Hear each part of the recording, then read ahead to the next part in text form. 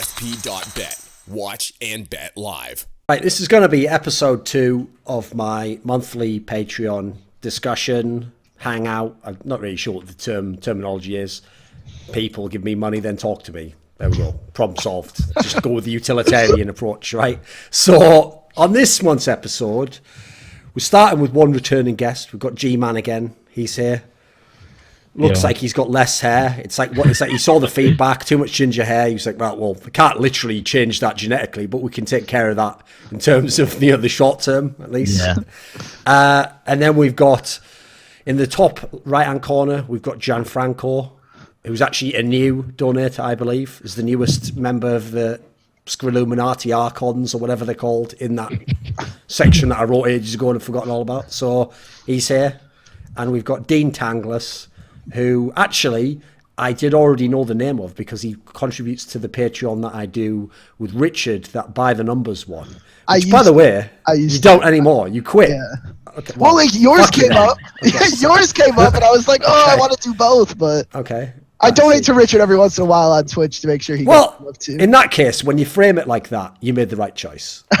Man's delivering a lot more bang for your buck. Also, don't have to share any of it with Richard and Sam, so I appreciate this that. This one gets me on the show. The other one didn't get me on the show. It's true, exactly, yeah. All that one got you is a show. And quite frankly, just let other people pay for that, mate. You don't want to be the one having to pay for that. So, no, the sick thing, obviously, as well, is like, for people who don't know, like I know some people when we launched that Patreon, as usual, always the people, by the way, who had no interest in donating ever, were like outraged, like, the selfishness, the greed that you want to be paid to do that show. It's like, first of all, remember when we split it 3 ways, the amount we're making per show is not that sick. Secondly, if you knew what like our day rates were to go to events, like this is no joke. Like there's no point actually just doing it for nothing. Like I wouldn't just come to can you every week of your life religiously do a show where you discuss the community? No, I can't actually. I think I've done my hard years of voluntary work doing that. So there we go. Not just that, the show's fire too. Mm-hmm. It is as well. That's the other thing people don't realise as well, is that I also don't think Richard would do it for free. Like, as far as the only reason we ever even did that show in the first place was because at the time I was sponsored by Alpha Draft and they were also paying him to do the show with me, basically. And so actually I didn't even set that up initially, but what a lot of people don't know is when the show first started, it was like a fantasy picking show, basically. So we just discussed that, which player you should pick from Envious or whatever, which luckily, I mean, fair play to Richard for this. He quickly realized that is actually a terrible format. Like, it doesn't matter who the guests are, the hosts, like, no one will want to watch that. It's just too niche, and even the people who are into that aren't going to be, you can't make it that entertaining. So instead, we just switched it to being like sponsored by Alpha Draft, and then instead it was just a community podcast, basically. And obviously the chemistry's always been good. You can obviously talk about things in a manner that you can't on any other show, pretty much. So yeah, not bad. I think we've kind of nailed it with that one. Right, so for this episode then, right, Dean, you're one of the newer people here, never been on this so far. It's only the second episode, but yeah. Is there a topic that springs to mind? Can be current, like breaking news, something that's right in your mind right now, could be something more long-term you want to talk about. Is there something that you'd like to start us off with? Is there something you want to discuss? Yeah, sure.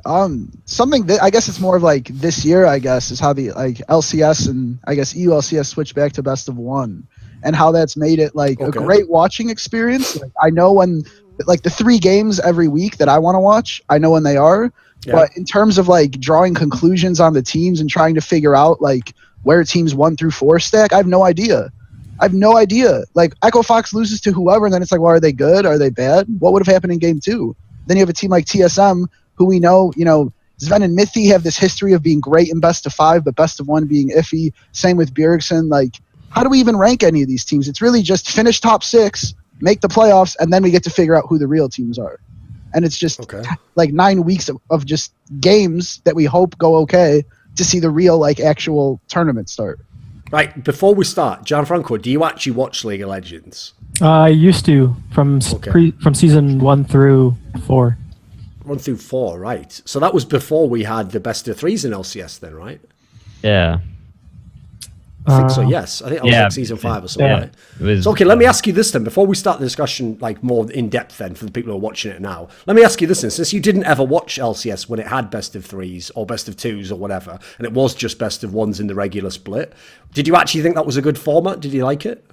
Not really. I'm a big fan of the best of 3s because back then I'm thinking like IPL 3, IPL 4, like those were, I'm pretty sure those were double elim best of 3, maybe not double elim, but best of 3 tournament bracket. Yeah. And that was the best. That was I think the most entertaining League of Legends I've ever watched. It's like watching playoffs at Worlds. So to go to best of 1s and LCS, just not a big fan of that. Nice for scheduling, but not as a fan of the game.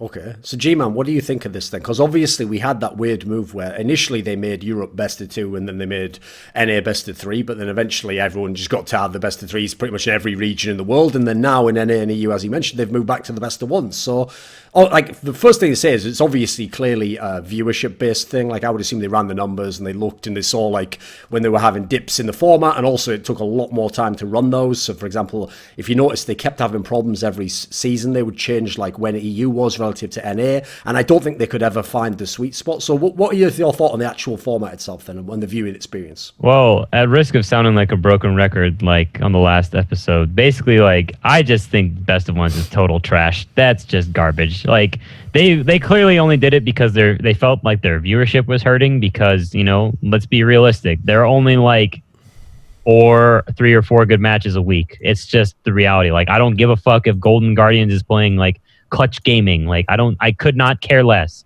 But same goes for EU. Like, oh, like Giants is going to be playing Rocket. It's like, who's excited for that? And the room goes silent.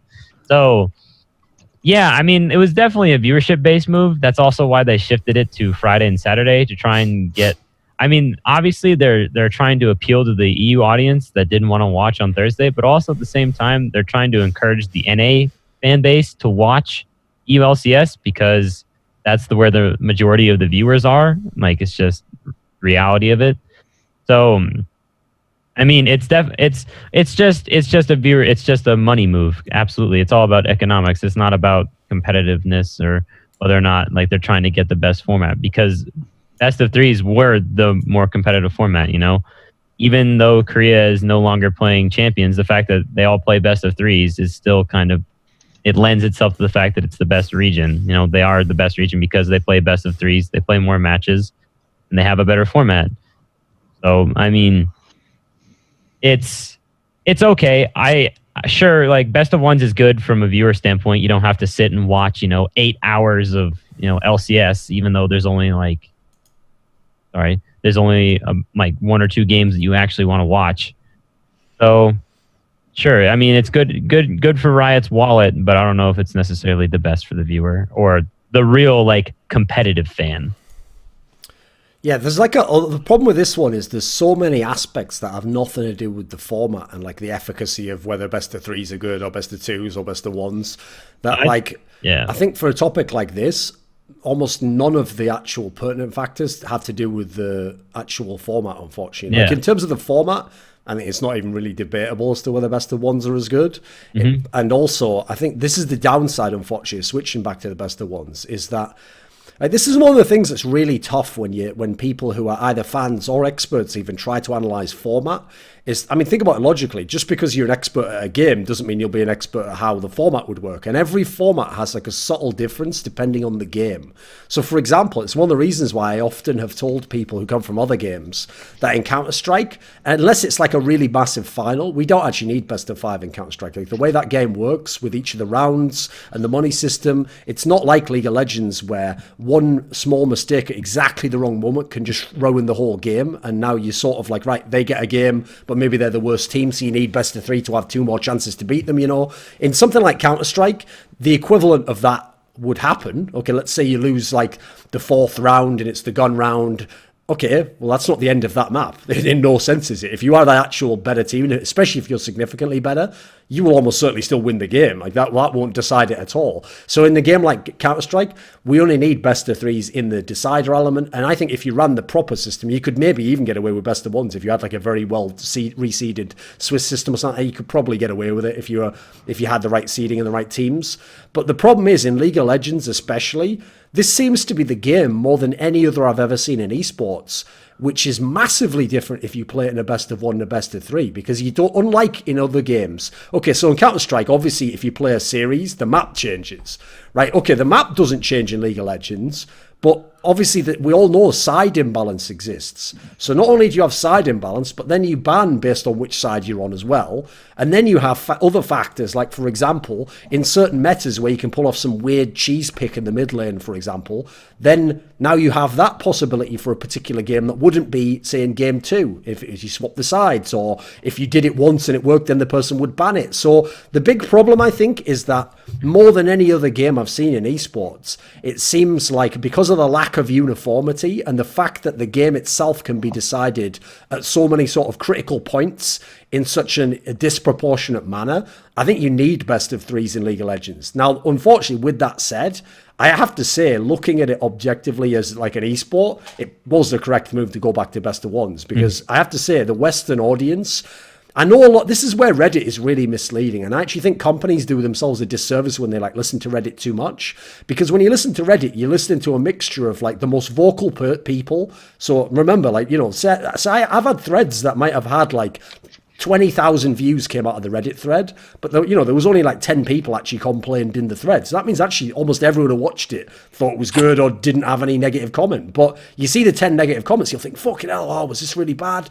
I think people do that. So for example, one of the things people do on Reddit, in my opinion, it's something people do in life, is there's an idea that they don't actually hold, but it sounds like a really good idea. So they want to, in their brain, think that they hold it. Like they'll be like, oh yeah, of course, I'm a purist for the game, so I'd want the best format, and I'd want it to be really extreme, and I'd want like players to play 14 hours a day. But it's like, would you really though? Like if you actually saw the outcome of that, maybe you wouldn't. You know, if you just watch the game and you just say have one favorite team, or you have a couple of teams you like to watch, odds are you would rather watch the whole LCS broadcast and watch eight best of ones in a row. You probably wouldn't want to watch a best of three between the mid-tier table teams that, you know, aren't going to make the playoffs or win the playoffs, or, you know, odds are you probably will tune out of that, even if you say you would, or you co-sign someone else's opinion by upvoting it. I think in practice most people would break on that. In fact, I think I can't remember if I mentioned this last time, but we actually did have this as a problem in Counter-Strike a long time ago. In CS 1.6, back before we had streams, so before like ESL did like their big tournaments where they had ESL TV and they had the streaming services,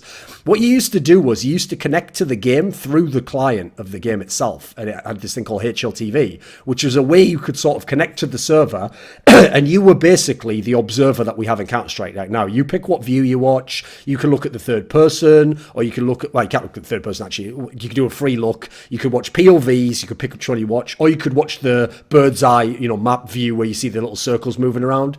And when you could do this, right, which is the only way to watch the game at the time, there was actually a stat someone found when they tracked this, that if a series was best of three, it didn't matter if you said on the fucking screen, best of three, game 2 coming up, or if you said, you know, before the match, remember guys, best of 3 tournament, like half the viewers would just bail after map 1. So loads of like amazing semi-finals and stuff, these fucking plebs were just like, well, the game's over. They would just leave it after map 1.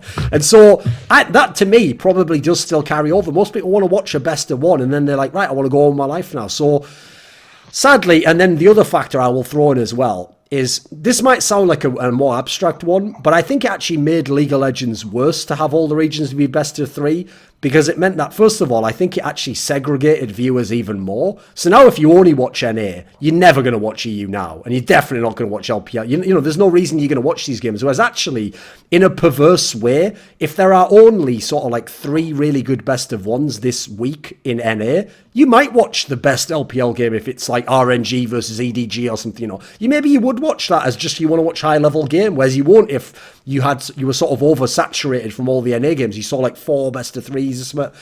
And likewise, it also did sort of ruin journalism, believe it or not, because in the West, as much as everyone wants to believe that, like, oh, you know, we could have someone who's a really talented writer who just writes about the LPL. Bullshit. No one would read that. Like, maybe they'd read the odd article if it's about, like, Uzi I or someone people know. So, unfortunately, I have to say, it's spread thin all the journalism talent as well, because either they just give up their entire life like Kelsey and Emily Rand do and just watch every fucking game in every region, which is no way to live, I'll tell you right now, and nobody will want to go as in-depth as you can go, or you just stop watching regions. So, for example, it's no exaggeration. I used to be able to do shows. If anyone can remember Someone in Insight, every episode of Someone in Insight could go anywhere in the world. You could talk right now, let's talk about EU, or as the guest, an LPL person, right, talk about LPL, but they'll still give their comment on LCK. I'm not joking. I cannot get a single person who's an LPL expert to do like my League of Legends show that's the Korean one. And I can't get anyone who does the Korean one to do the LPL. You know, like, there's too many games for these leagues. So, as bizarre as it sounds, I don't necessarily mind Riot's swap, because I feel as though the people you're actually catering to by doing best of 3 in the West is so limited that, like, if I was being cynical, I think they'd probably just watch LCK anyway. So it's probably better to have best of 1. So it's a roundabout way to get back to it. But as bizarre as it sounds, and I definitely would have never thought I'd say this like 4 years ago, but I think Riot probably made the right choice in just going back to best of 1s. It's probably the best for Western audiences. I don't think they want much more, quite frankly. Yeah. Anyone else have anything more on that topic? Whoever just decided to do best of 2 was on crack. Let's see. What else? Here's the thing. Best of 2 would actually be the best format if you were only running a league. I mean, we referenced this last time. League, if there was no playoffs and it was like the English Premier League in football, and what you do is you just play a best of 2 against everyone in the league. I mean, with how many teams they've got now, you probably have to do a double round robin. You play a best of 2 against everyone in the league twice, and at the end, whoever has won the most overall series wins the league. Like, that would actually make sense, because then it would counter side imbalance, all the weird meta stuff I said before. You know, the best team overall would be able to grind out the wins. It also would be better for a league format, because then you wouldn't have that stupid scenario where it's like, well, I won a game, but I lost the series, so what's that worth? Or, like, because I've always thought it was kind of dodgy where you get, like, more points for winning 2-0 than 2-1. Like, again, in league, it doesn't make as much sense. It's not as clear cut that the best team wins 2-0 every time, you know, not really. So that would be the best format for that. It's just, unfortunately, they're never going to run that, and I don't think that format will ever actually exist in any esport. Like, as much as people say that they like leagues, no one actually seems to. I don't know why, because funnily enough, it actually, if you wanted like a pure format, it's probably the best format. It's just not as exciting because you can't then come from 6th place and win the whole league. So there we go. I mean, it does. If it is just a league, sure, but it's not. So. Right, does someone else have another topic you want to spur us with? Gianfranco, come on, you must have something. I was thinking about just certain esport titles, and you know, with Overwatch now starting to be on the rise, it seems. I don't see it really taking over anything, but I hear that League's on the decline. I wouldn't really know, but I think Richard Lewis was talking about. They're all relative terms, but yeah, okay. Yeah, and I mean the Rainbow Six. I think it was a World Championship was last month, and I had friends that played that game for a week and quit, and they were PMing me about how epic the grand final was. And I was just thinking about, you know, what are the factors? I mean, obviously you could talk for hours about this, but what are the factors that would really help you figure out which games are, I don't want to say exactly sustainable, but which ones would, I guess, which ones would draw presence and hold on to that. So I guess maybe the word is sustainable, but I don't mean from like an infrastructure, you know, business side so much, you know. Okay. I mean more from a viewer and a player perspective.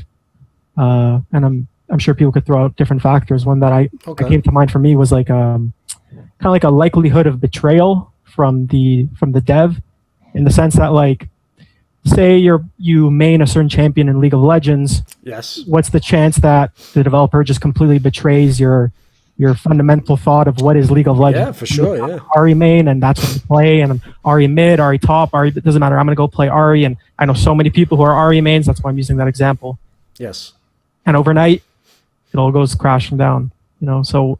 I think you've actually got a good factor there, by the way, mate, because that's a very underrated one. Like, it's one that I was always amazed people in League weren't mad at. I think it's just because the genius of League is by using that kind of matchmaking system where it tries to average out your wins to 50%, it means that actually you're never gonna, unless you really shit, you're never gonna go on like 15 game losing streaks. I think people in general don't get as mad as they would if it was like they were matched against the best people all the time. But yeah, I've always found it mad that you could just be, I mean, it happens at the pro level. You could be an amazing player and then you just literally have your whole legs cut out from under you. That's actually a factor, just to tie this in, which, believe it or not, is a very underrated aspect of Overwatch, which is that in Overwatch, okay, a lot of people criticized this when it first came out, and I did, because I was thinking of it in terms of like Dota and League of Legends. I was like, there's way too few heroes in this game. Like, when you consider in pro play, most roles, except maybe like DPS, which can cycle a lot, some of the roles like tank and support, obviously, dude, they literally play like 1 or 2 heroes. And so if you're the best tanks and supports, you've actually got a pretty safe career. You can just play for like years, and then, unless you're utterly terrible on the other one that they swap to, you've still got a career. And not only that, when you actually play the game, believe it or not, because this is a factor that people never consider with Overwatch, obviously, the one thing they didn't do is have a draft. So as a result, you have mirror matches all day long. You have Tracer versus Tracer matchup. You have 2 teams that both have a Mercy, or you have 2 teams that both had a Winston. That factor actually makes it more like a sport. It's like watching the NFL, where every team has a fucking running back and everyone has like a certain safety that plays this defensive position. And as a result, part of what you do, the more deep you get into the game, like in a sport like the NFL, is you start to learn matchups, and you start to learn who's covering who here, and then who's performing relative to how I see the other running backs perform, and is this guy one who just gets it occasionally, is he the main player? And you can actually do that with Overwatch. So I think, bizarrely, it's actually shown me that if it can survive the period where the financial things could kill it,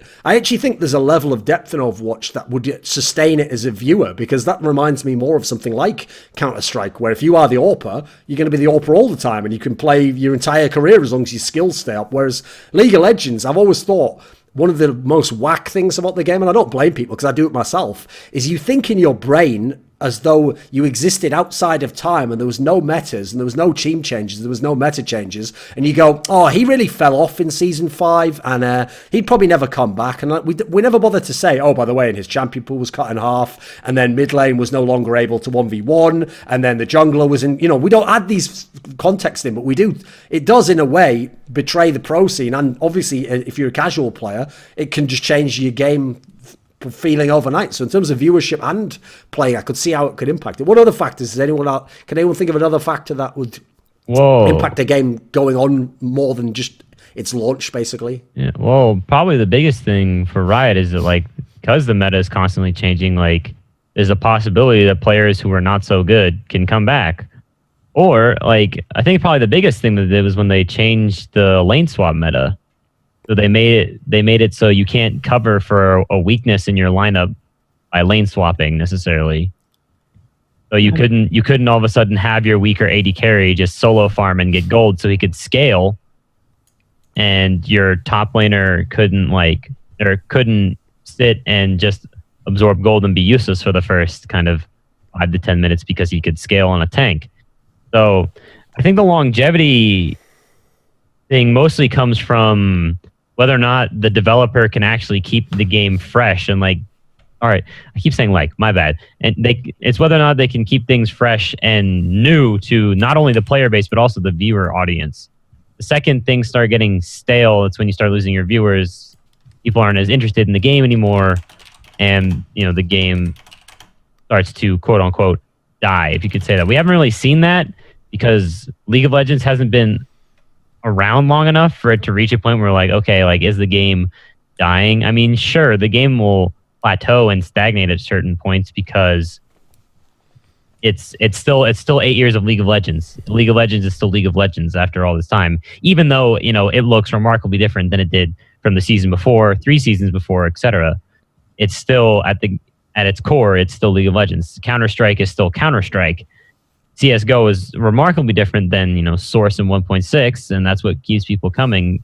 But we haven't really seen the point where, like, okay, like, when are people going to start getting bored of League of Legends? The player base grows every year. So logically, so should the viewer base if Riot's doing a good job of promoting themselves, which I think they generally are. So it more so comes down to is, like, when will Riot, like, run out of good ideas, or when will they stop being able to make League of Legends fresh? Or when will Valve not be able to make CSGO exciting and fun? Dean, what do you think? Do you have a good factor that makes a game have like longevity, like continue to have people play and watch it beyond just, if you stack like $10 million on a prize pool or something fancy like that? Yeah, actually, I kind of have, I think, a different view. And just because I started watching, I guess, esports in like 03 or 04, I don't even think it's about if the game is exciting, if it's fun to. I think that it needs to appeal to the casual person, meaning the guy who plays the game for like 8 hours a week needs to be able to pick it up and have fun with it. Because I remember playing like Quake 3, Quake 4, and those games where like if you were good at them, they were the most fun games to play because the skill ceiling was so high. But if you didn't play the games all the time, or if you weren't great at them, they were not fun to play at all. Like who's still Unreal Tournament? Who's still play like Quake Champions came out, and I haven't played it in a while, but when I was playing it, there was like 5,000 players online.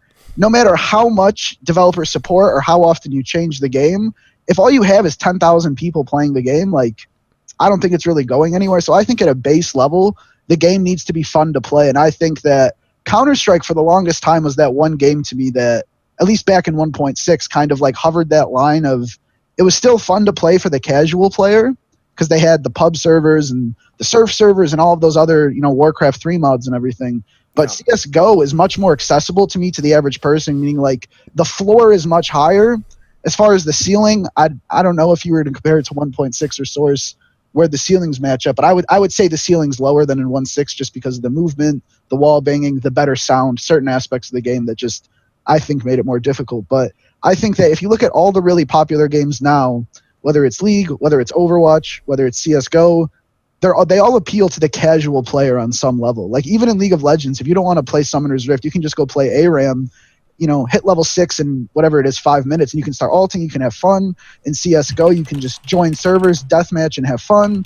In Overwatch, like I have a lot of fun playing it. I don't watch it as much, but I just think that in today's games, there needs to be that casual appeal of the regular person needs to be able to play the game and have fun too. Whereas I think that if you look at past games, even when a lot of money was put on the line, I mean, yes, that's right, yeah. But I think that's like necessary but not sufficient in a sense, because like for instance, PUBG has a great casual scene, but you're never going to have a game that requires 100 people to come together to play it. Like I don't know how the competitive side works, but if it really takes 100 people to come to a LAN and play together, like I don't see logistically how that's ever going to work out. So I think that the number one thing, but beyond anything else, is getting the casual scene. I think developers getting involved and putting all that money in kind of is like a steroid, like what Riot did. And I think that while it helps in the beginning, I think it kind of like hamstrings all of the like right below pro scene. So what would be like the equivalent of Premier or Main in League of Legends is just like dead because they didn't let that kind of grow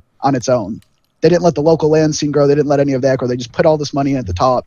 And that scene's great, but once you leave that scene, there's not really much. So I think number one would be just having a really, really strong casual following with people who enjoy playing the game, even if they're not playing it for 8 hours a day.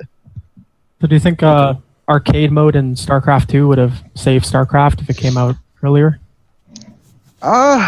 Maybe. I think that StarCraft 2 already had problems with it to begin with. I don't know if it was just that it's like a super technical game that not everyone can play well. I just think that it wasn't that good of a game to begin with. But yeah, but that's the thing though. That is actually kind of one of the things I would pick up on, which is that I would say that every game which both had like a big player base and a big viewer base usually did have that quality that's kind of like what you're saying here, where it's like the old classic thing they always said about poker, which is why it got big from television, is like it's easy to play but difficult to master. So it has to have like a very, very low threshold to be able to have fun in the game. Not necessarily win the game, but just have fun. Because any idiot can play poker, even if they lose and feel like they had a good time. You get to like make moves, and there's times where, I've got a bit of luck involved here.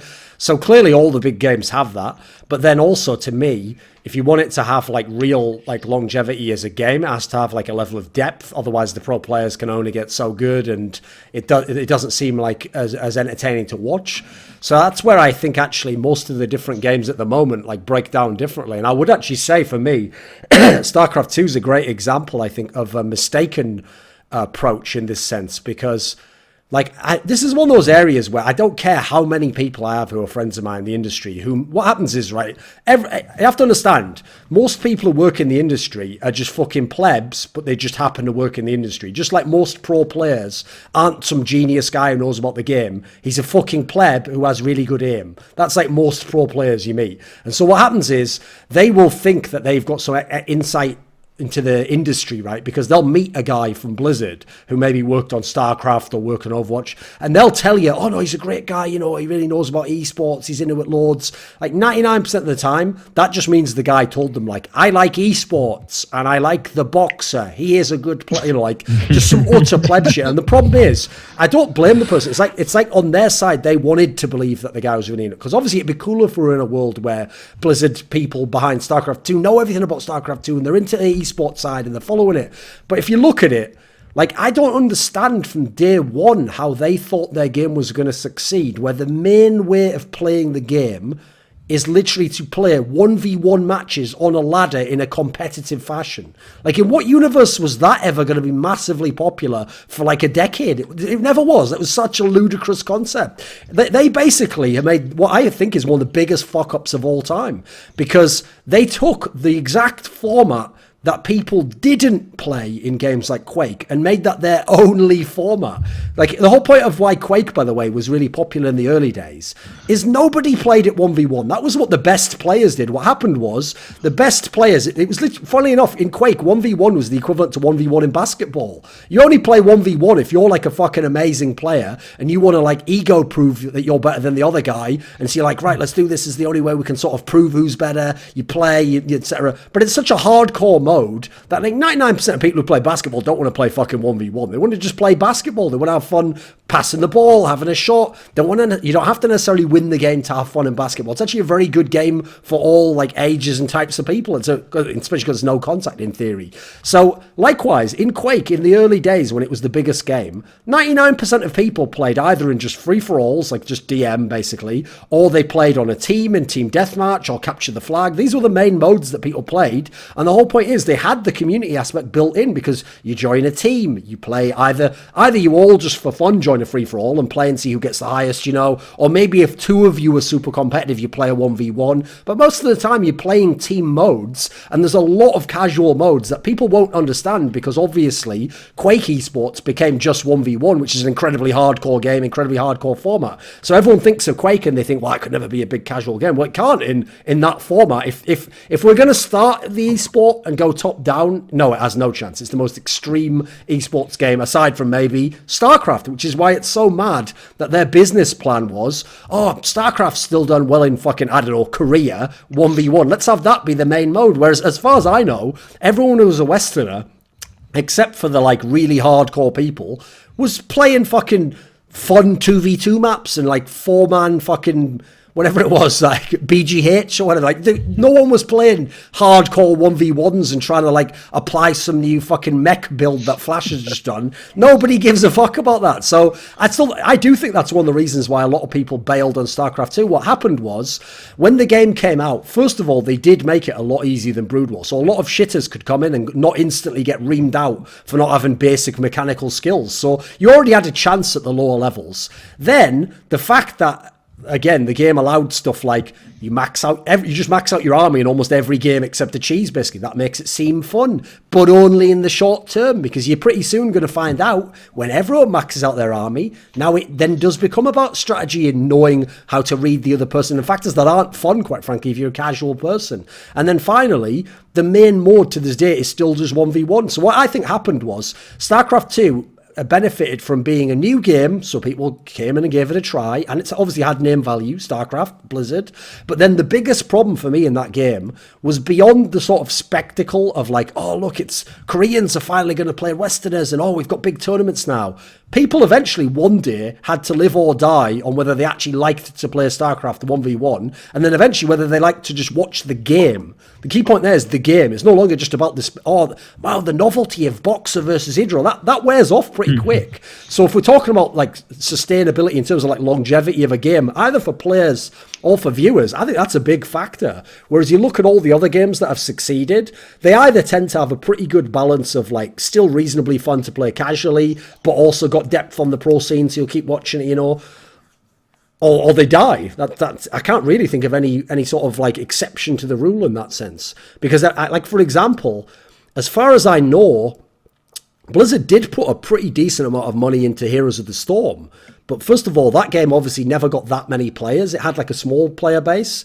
And part of the reason why in that game, believe it or not, is I actually don't think you could go beyond sort of a basic casual level. Everyone I know who played it to a decent level said sort of like the novelty wears off really fast, and you sort of realize like there's nowhere really to go here. So it couldn't be longevity in that sense. And then in terms of the pro scene, likewise, like as far as I know, no, even the people who play the game don't really want to watch it. So it's obviously super complicated because there's no real, like this is one of those scenarios where, because you're always looking backwards and trying to figure out what happened, you can never really predict.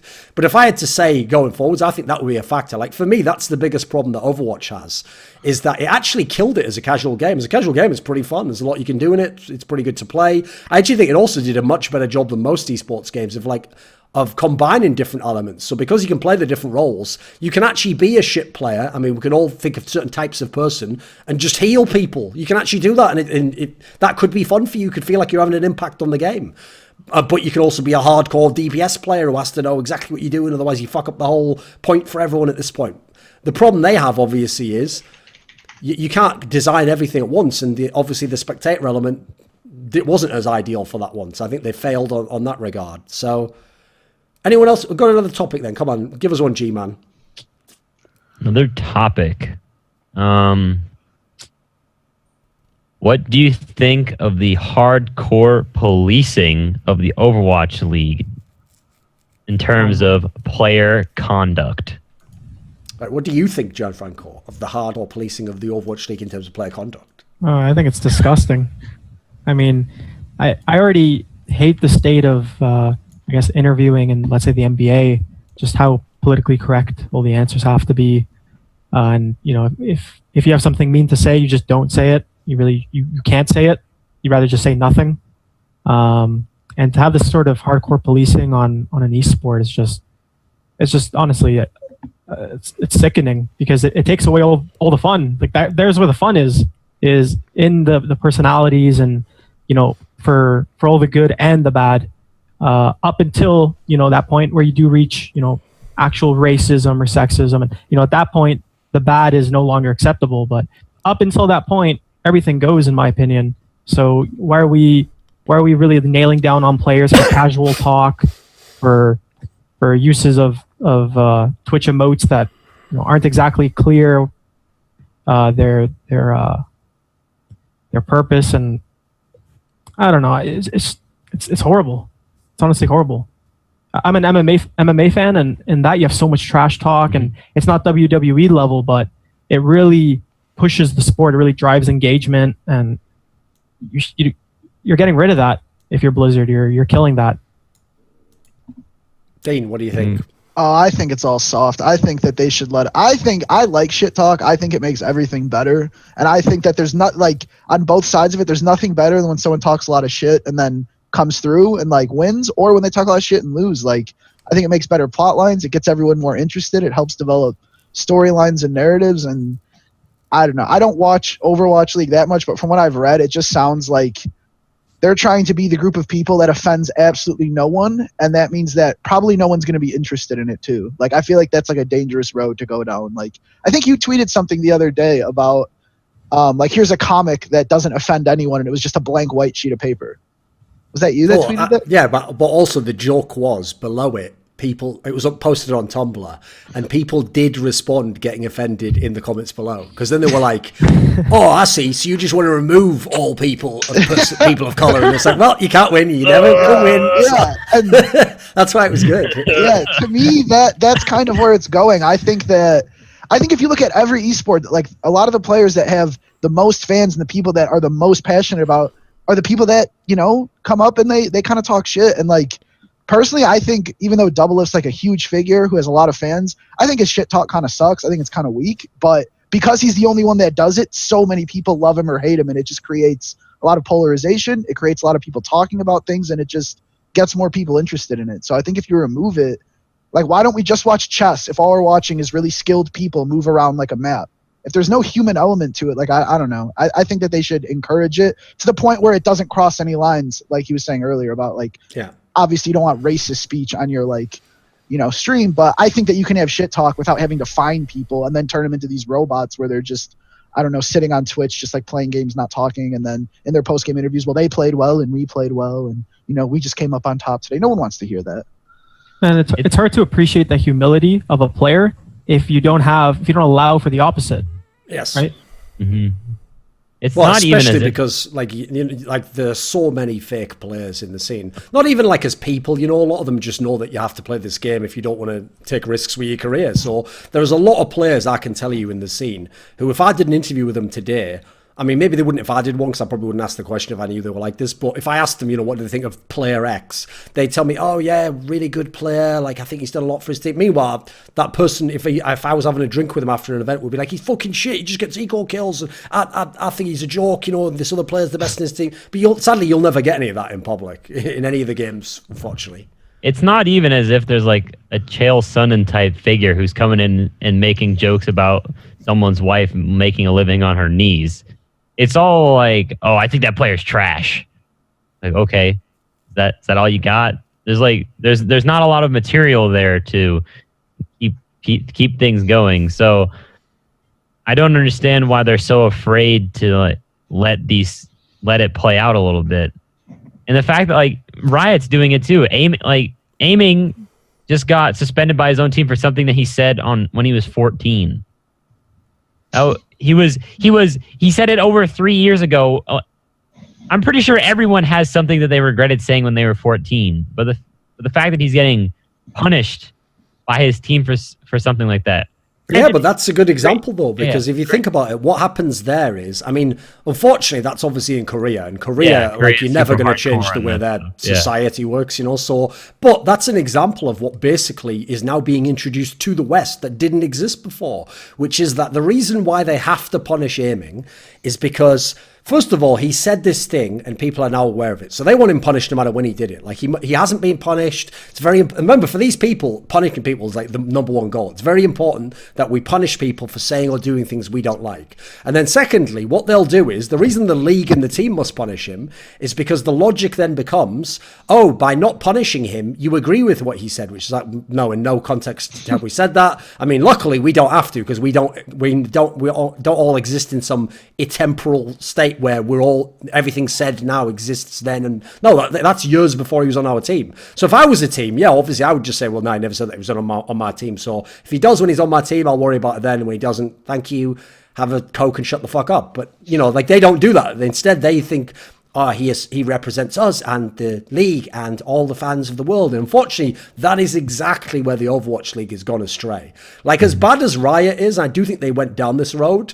At least their whole angle was the stupid element of, like, pro players are the same as our casual players, and since we absolutely lock our casual players in a prison, then yes, you must also be treated that way. So actually, in a mad way, I actually think Riot's probably more open to some of this stuff than they are in that sense. And I don't think actually they would necessarily punish you if you'd done something like 3 or 4 years before. But the problem with the Overwatch League is that for some bizarre reason, someone in marketing at Blizzard decided we're not just going to make an esports game, but at every single moment and opportunity and critical juncture, we are going to brag to the world that we are making a diverse game, a game that's about welcoming in all races and all genders and all backgrounds of people and all the rest of it, even if that means that we're going to constantly say that while maybe our actual main player base doesn't line up with a lot of the elements that we're trying to brag that we're bringing into the game. And so as a result, you get these ridiculous situations where no one who's actually in any way credible or important is offended by something, but because someone in theory could be, and a very, very, very vocal minority claims that they're offended and this is the end of the world, people are catering to that smaller amount. And the saddest thing about it is, if you go beyond like the philosophical angle of like, should you really do that to people? Should you run society? No, the dumbest thing is it doesn't even work for business. Like, people now will claim it does.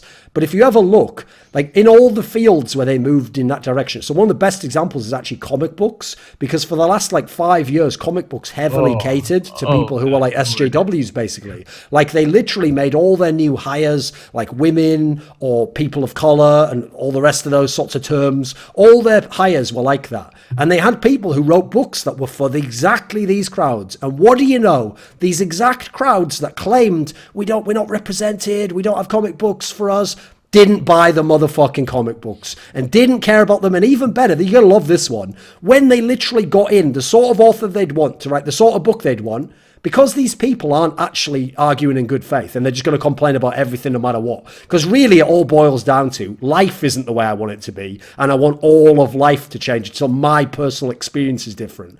They even complained about those comic books. Like, for example, it's a famous thing that you can never satisfy like a social justice warrior. Like, even if you do hire a woman, right? They then go, but where are the rest of the women? So you hire more women. But where are all the gay people? So you hire some gay people. But what about the transgender? Right, now I've got some transgender people. Right, what about Native American? It never ends, that's the point. So they did this with the comic books. Like, all of a sudden, it didn't matter that character was gay. Why was he gay, but there weren't many women in the issue? You know, he could never win. Didn't matter what the background was. As opposed to, and this is the point I'm getting at, if you make a comic book, the ideal comic book creator to me is someone who has skills at making comic books and has an idea for a story. That's it.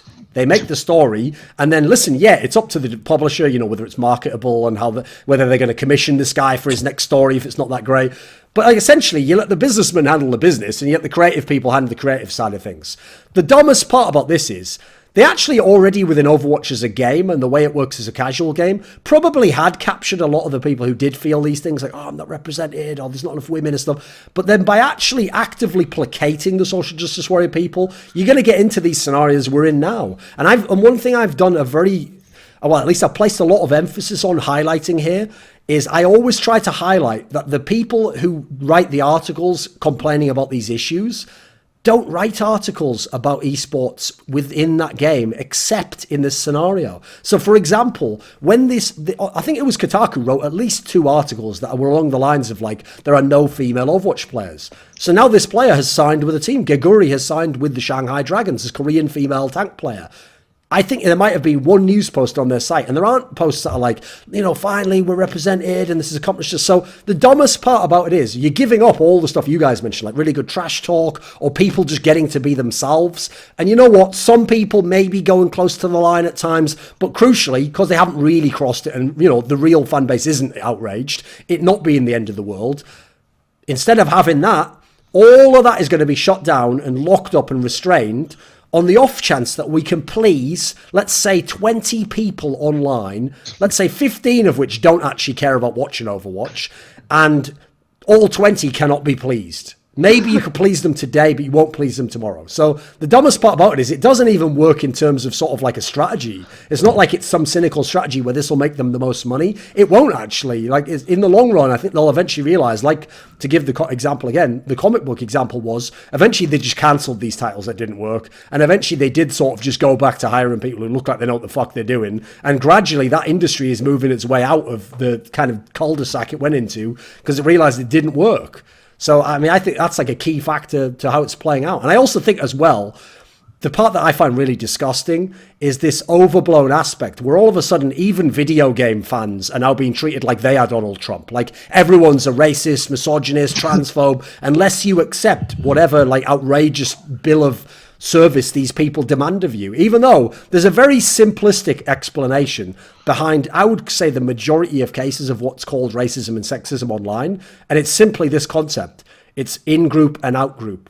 If you have a group of people who are like you, naturally they will tend to be your group. You won't complain as much, except on very small things. But if people come in who are foreigners to the group, who you haven't had a lot of time around and who stand out from the group, naturally they will have a harder time fitting in because they are not naturally in the in-group. Now, I'll give you a very small example that pierces all of the media narrative around this topic, because the media narrative goes like this. No, there aren't in-group and out-group, Thorin. There's white people, and then there's people who aren't white. And when non-white people come into white people's areas, the racism starts, and then there's men, and when these bloody toxic masculine figures, when a woman tries to come in, or a transgender person tries to come in, they go, right, fuck this, that's not a man, so I'm going to abuse this person. No, there's a very simple explanation. So here's what happened, right? When that hit piece was written about me, and Richard, where it said that, like, we represent esports badly. I did that thing where on Reddit, when someone posts a link, above it says, like, other discussions. And you can click that button, and it shows what other subreddits someone submitted that link to. And one of the other subreddits they'd submitted the link to was a forum called Girl Gamers. And I clicked on it, and I was like, this will be interesting. I wonder what they're going to say. Because actually, I don't know if you know this, but if you talk to real-life women, very few of them actually identify as feminists or buy any of the, like, really extreme shit that you see on the internet. I know on the internet you'd think everyone who's female is just nuts about all this stuff. No, they're not. Most people in real life aren't. But I thought, right, well, online, I'm sure there's a few nutters, but they've got to be pretty reasonable, right? And obviously, it goes without saying, that thread was, like, probably one of the worst hate threads of my entire career. Like, it was so abusive. And it was all based, by the way, on the angle that I'm a man. Like, the level of sexism was unreal. It wasn't about any of the points I made. But what's funny is I thought to myself, okay, obviously this is kind of a loaded topic though, isn't it? So let's click on a topic that has nothing to do with it. And it was a topic that was something, I clicked on the forum itself, and I saw a topic that was along the lines of, like, something like, don't you hate it when, you talk in comms and then men all sort of go off at you or whatever. And what's funny is I clicked on this, and it was all the girls were complaining, like, every time I talk, or if I put my name as a name that's a girl's name, I get abuse and people saying things to me. But here's what's great. This is what you're going to love. As I scrolled down to the bottom, because I was thinking to myself, wait a minute, it's only girl gamers here. So they're not going to have a subreddit like we do, where at the bottom you've got all those grayed out comments, haven't you? Where everyone's just gone in on the person they don't agree with, and they've downvoted the fuck up. Because, these are girls. And remember, that's toxic masculinity. Girls are very open and welcoming and like to talk to each other. So there's not going to be any sort of hateful behavior like that. So here, you're going to love this. I went to the bottom and I clicked the plus on the bottom comment, and it's a guy. And what he says is, guy here, just thought I'd give my perspective. But yeah, actually, I've played in a lot of games, where women had these problems. And sometimes I think, like, why do people bother them? And you're thinking to yourself, where am I going with this? This is what's great. Because he identified himself as a guy, in other words, explicitly in the outgroup of r/girl gamers, they all went in on this motherfucker so hard, even though he was agreeing with their central point. Told him, like, get the fuck out, you have no place here. Like, it's like, basically told him, like, yes, all men, like, it is people like you, and people like you need to stop the other men doing this. They went in on this motherfucker's ass, downvoted the shit out of him, so his comment wasn't even shown. So what I've shown you there is, that's it, game over, right? It has nothing to do with men or with a certain race of people whatsoever. It's actually just the way human psychology works. And the notion, unfortunately, this will be my last point on this, sadly, there's no, like, nice conclusion to this, because there's no solution to this problem.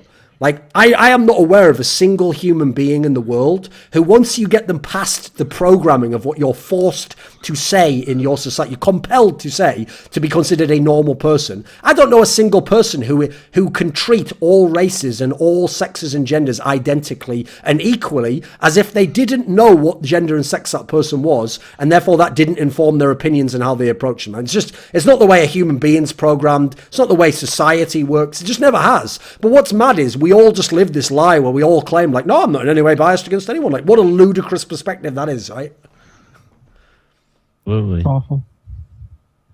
It's sad, though, because the saddest thing is you can actually boil it down very simply, And what's mad about this is, actually, if you go to that point, you then get a lot of really great conversations we can have, which is, like, for example, okay, are there things we could do that could, like, for example, make a scene that's mainly white guys who are 15 from America more open to black people playing without them insulting them, but still being able to banter?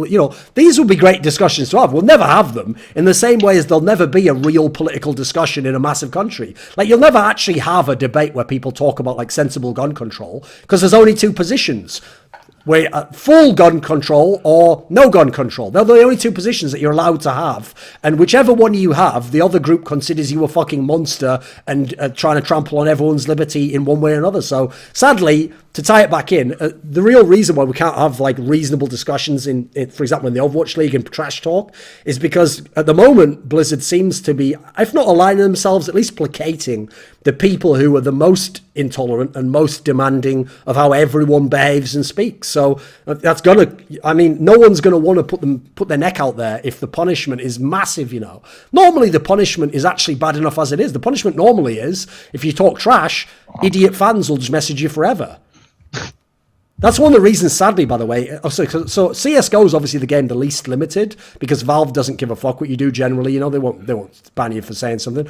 But the reason why in CSGO you don't see as much trash talk generally is because players have gotten so sick of all the idiot fans messaging them that to them the in-group is players versus fans. I don't care what they tell you on their Twitter about, oh, I love all my fans. No, that's why, even though their greatest rival, who shit on them 10 times, loses a big tournament, they'll message him on Twitter, oh, hope you do better next time, mate, pulling for you. Like, because actually they can identify with that guy better than the fans, so they won't take the moment that I would to be like, what's wrong, Fallen? New player not working out for, you know, like I'd just be straight in this motherfucker's ass because he's been beating me for all these years, you know. I'd be like, well, thing is, Fallen, it doesn't matter if I can't beat you because everyone else can beat you, you know. I'd be going with some straight fire trash talk, but no one else is going to, sadly. Yeah. Right, I've got a question here. I need a volunteer so I can bring someone else in, assuming people actually want to go. So wait a second, let me check if someone's volunteered. Since I was on for the whole of last episode, I have to leave at 10 though, so if you can stick around. When is 10? How long is that? Right. Yeah. Okay. Right, wait there one second. Let's see if the others are actually even available, because the problem is they stopped replying, so I'll just check. So does someone else have a topic they want to bring up while I do this? No. That's that then. I kind of spitballed the last one. I wasn't sure what. What's everyone's main game that they follow? Oh, yes. I'm all over the place, so I follow everything for the most part. Probably CSGO. Except for I follow CSGO. I follow League of Legends. I follow some console games, but that doesn't really matter in the grand scheme of things. That's about it. I don't really follow Dota. I only know about the format. Okay, do you follow CSGO, Gianfranco? Yeah, it's my main game. Right, I think everyone follows CS then. So let's pick like a CS topic. Perfect. Shox. Oh. Why not?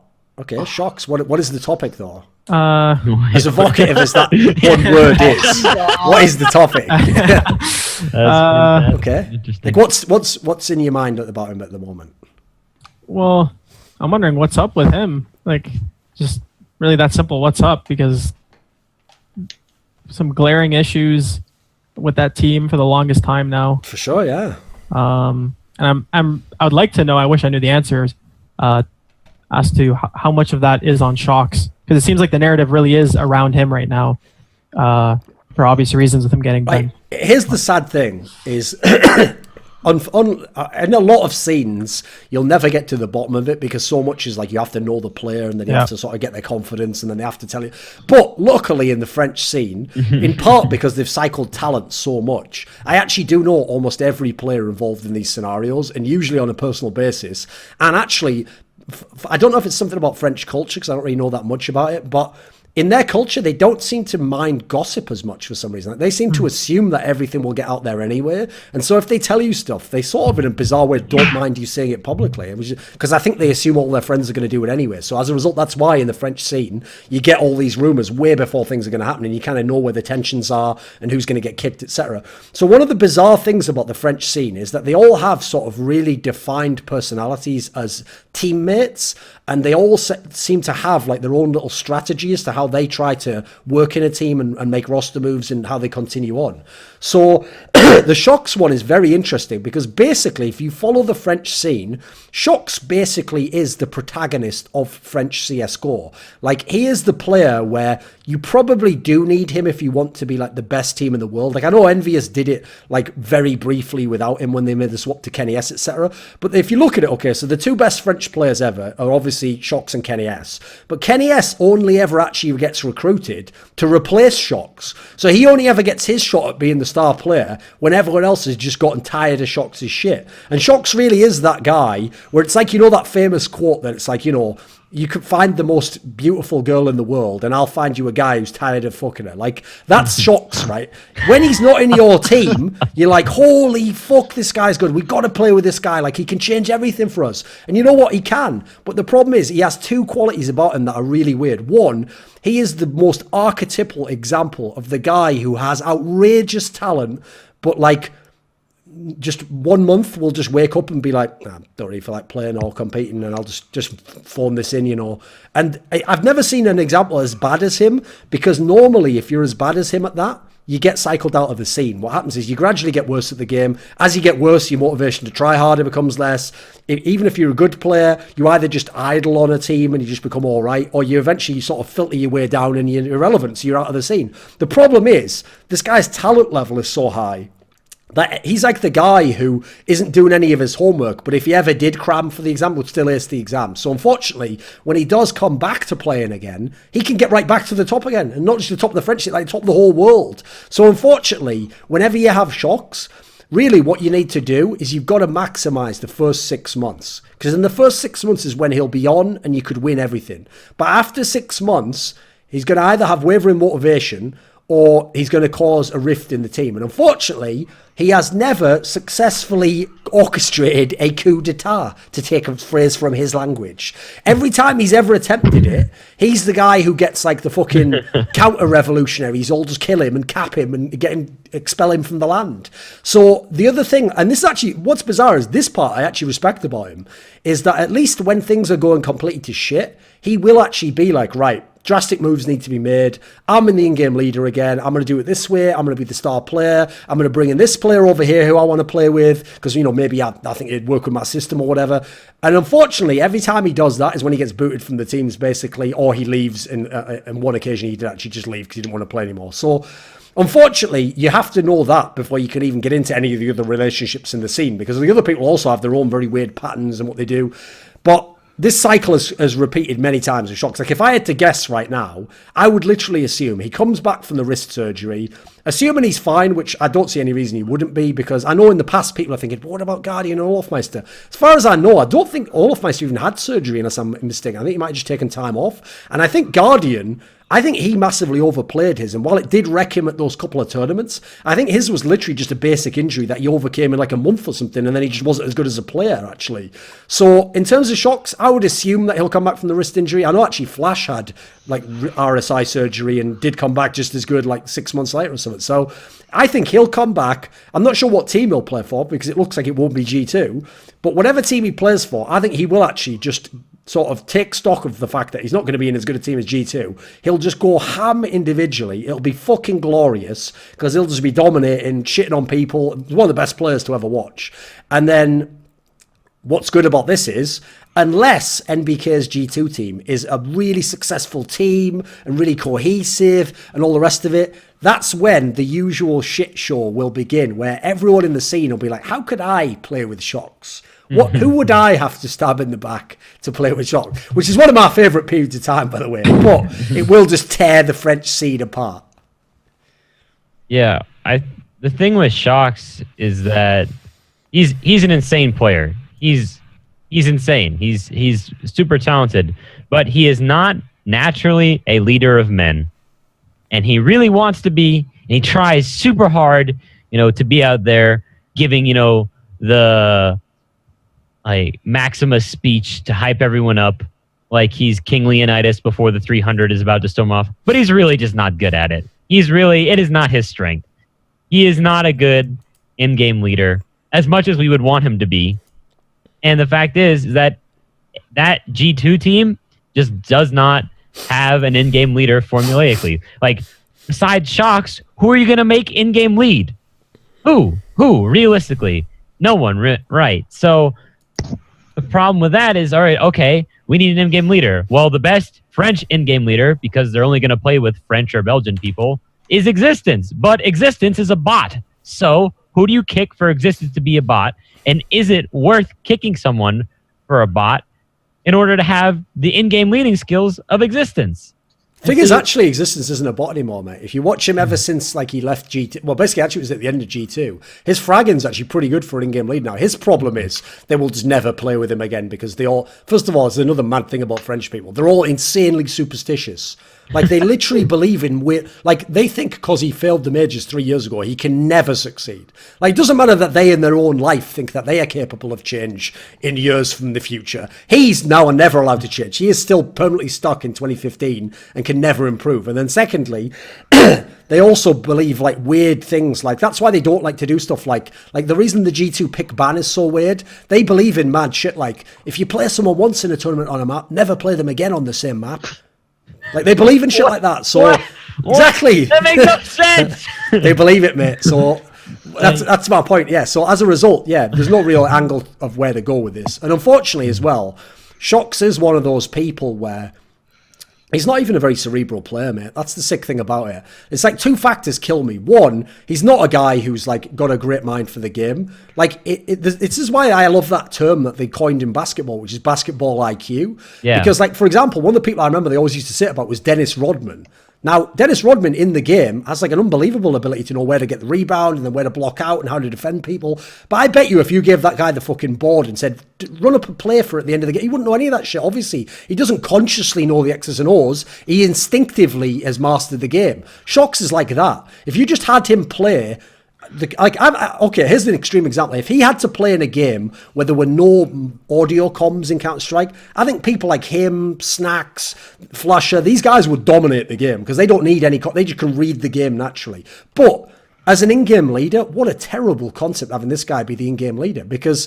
he doesn't run tactics. He doesn't have the same mind for tactics. I think if you went and asked him, by the way, he'd even admit he didn't watch all the fucking demos. That's one of the worst things, by the way. But the saddest thing about the French scene is that they didn't go from Existence to, like, say, NBK or Shox. They went from Existence to Happy, and Happy embodied so many negative qualities as a leader that I don't think they'll ever be able to recover from it. Because Happy, literally, when they were winning tournaments, didn't even used to watch demos of the opponent. He would be like, "Why would I need to? I will do what I want." It's like, well, that works until it doesn't, does it, you dumb motherfucker? Like, as soon as what you want doesn't work anymore, what now?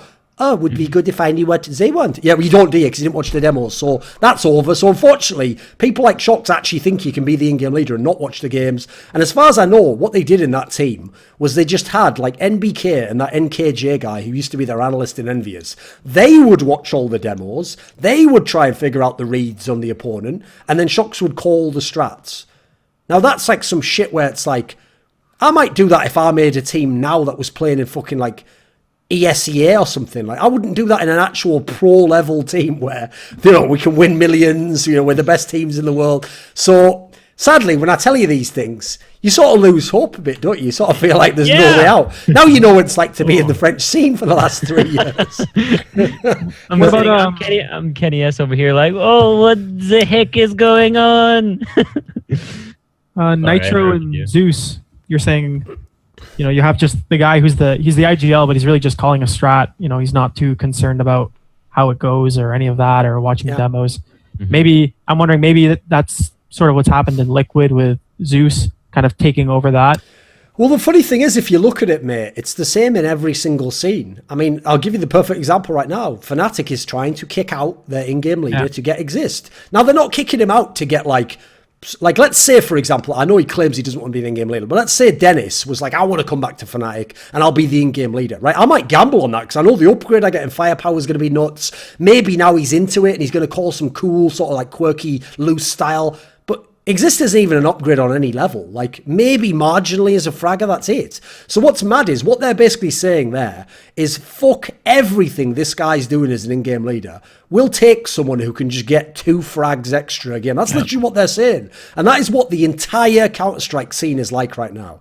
I mean, unfortunately, people like Fallen just completely warp the scene because he's so good as a fragger, because he obviously was a star player who became an in-game leader and actually devoted himself to it night and day. And so he's like the unicorn, you know. And every other idiot thinks they can get someone like that. Oh, why don't we just have mad fraggers and then also have one who's the in-game leader? But it's never going to be as good. And bizarrely, this this might sound like I'm sort of cheating here because I'm getting out of any criticism. Because the reason it works is because all these idiots do it. You end up in a scenario where there barely are any tactical in-game leaders, and therefore, because they're all playing each other, that's not as much of a factor. But I would actually go ahead and say right now that that's one of the reasons why a lot of people think I overhyped like MSL's career.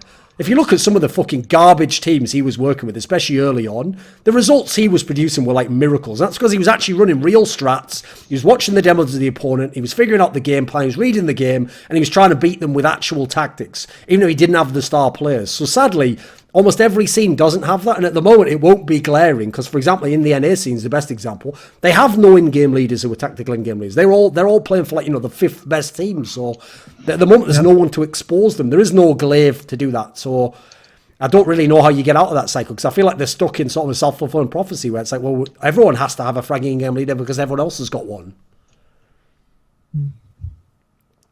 Dean, have you got a final thought on this before? Yeah, I just think that the French scene just seems like the way they make decisions is so backwards. Like they have like this like greatness in players like Kenny S and Shox, and instead of putting them in the most amount of positions where they can be successful, they say like, let's take the guy who's one of the most like instinctively best Counter-Strike players ever and make sure that every round he has a bunch of shit going through his head about like, what strat should we run? What should everyone be doing? Like, why are you taking this guy who operates like at his most efficient level in one setting and seeing how far away you can take him from there and see if he's still good? Same thing with Kenny S with the Force Spy thing. Like we have the best opper in the world. So instead of giving him as many opportunities with the op as possible, we'll give him the limited amount of opportunities and be like, well, he's the best. So even if we get him 2 or 3 rounds, he'll capitalize on them. I just think that they're a scene or a group of people, and I obviously have no insider knowledge, but it just seems like instead of morphing all of the other players around the greatness, they take the greatness and see how they can mend it around all of these other players. Like, imagine if the Bulls in the 90s said, like, Jordan, you know what? You're the best at the end of the game, but you can also pass the ball. So how about you get Luke Longley involved in, like, the fourth quarter? Like, it's so ass backwards the way they make their decisions. And I don't really think they can trade the rosters around all they want, but until they fundamentally change the way they view the game, meaning we have 2 of the best players in the world, let's make sure that every round we can, they're in their most successful positions. How are you going to win? Like, I don't want Shox to be playing the in-game leader role. I want him to be in the mid-round situations where there's, 5 to 6 total players on the map, and now the setups and the pre-planning doesn't matter as much, and it's about how you make decisions in the round. Instead, they have him as the in-game leader where the entire round, all he's doing is thinking about making decisions instead of just letting like the game come to him. And they do the same thing with Kenny with the op. Instead of like, let's all save and give up a round so that Kenny gets more opportunity to like abuse the op, let's take away those opportunities so that we're more comfortable. And hopefully the few opportunities he does get, he can capitalize on it. I just think it's really make or miss in a sense of if it works out, it's going to look amazing. But the amount of times it's going to work just isn't going to be consistent enough to ever get real results tournament to tournament to tournament.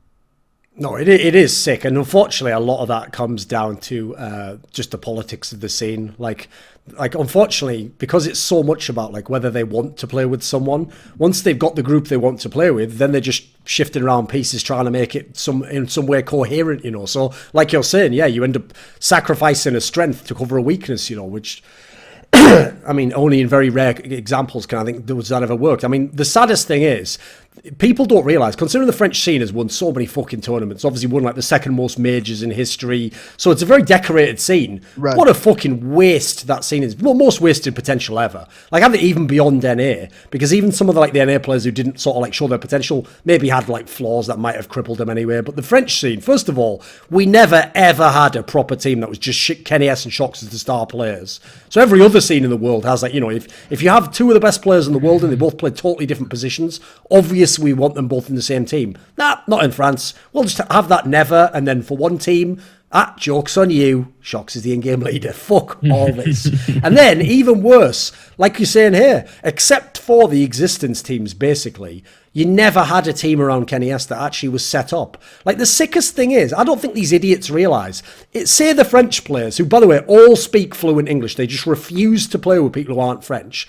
If they were like the other scenes that have now opened up and they'll go multinational, mate, if you gave, like, think about when the Astralis last year, with last year's lineup, when Device was the AWPer.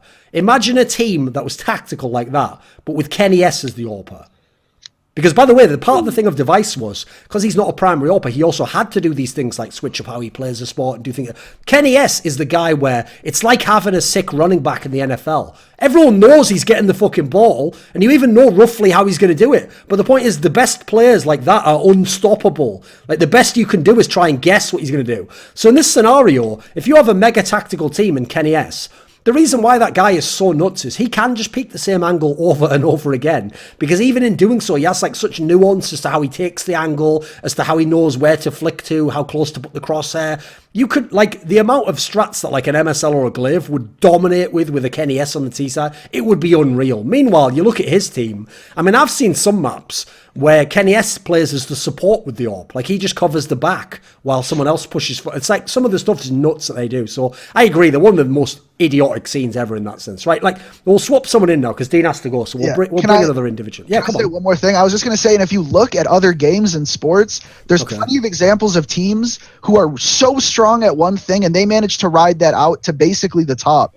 If you look at Season 3 Worlds in League, a Chinese team with the best AD carry, and can anyone name another player on those teams manage to get to the World Finals? Yeah. If you look at the Orlando Magic when they got to the finals against the Lakers, I'm sorry, you can't argue with me that Dwight Howard and all these scrubs on the Orlando Magic were that good. It was just, no, we have a huge guy who plays center and great perimeter shooters, and we're just going to play that style, and we're going to do that, and we're going to give these people as many options as possible to make threes. Same thing with the Golden State Warriors. If you told people 10 years ago that we're going to let our guys just free range shoot, we don't care if they miss, we're just going to put them in as many positions as possible to be successful at what they're best at, and it ends up working. And for some reason, those French teams, they have these players that are so good at certain things, and it looks like they almost try to get them limited opportunities at what they're great at.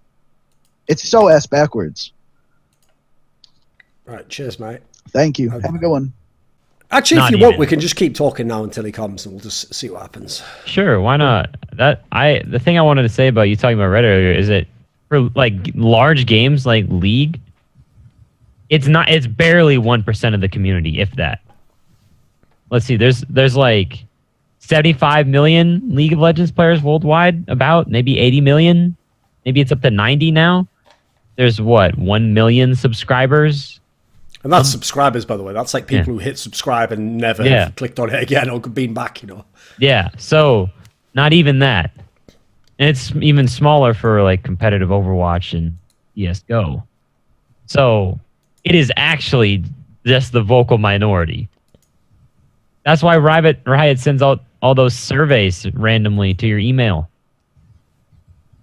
Do you watch League of Legends Esports? I figured you already do. I'm sure you've got my IP.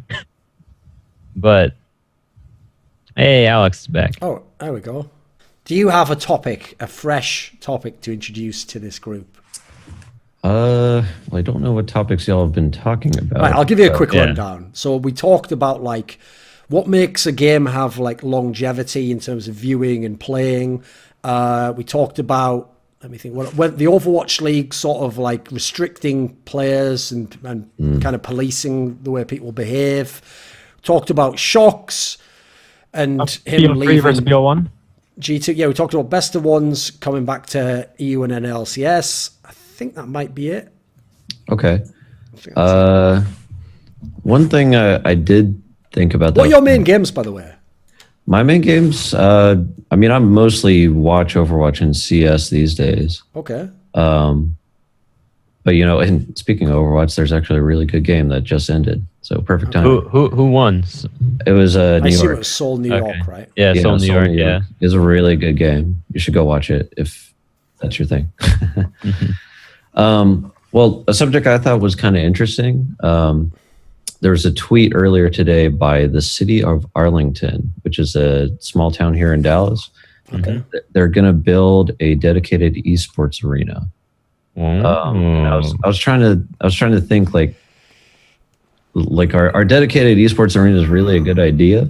Like I don't really know. Like they are if you're someone who says, I'm going to build a dedicated esports arena, and if you people in this city pay me money, then I'll build it for you. And there we go, I've built it for you, and now that money's real, isn't it? Let me just check on my bank manager. Is this money here real, even though esports isn't? It is. Fuck, right, well, I'll start spending it then. Anyway, enjoy your esports arena. Peace, I'm out. Thanks for the money. So for that guy, I would, yes, I can categorically say that for that guy, it's definitely good.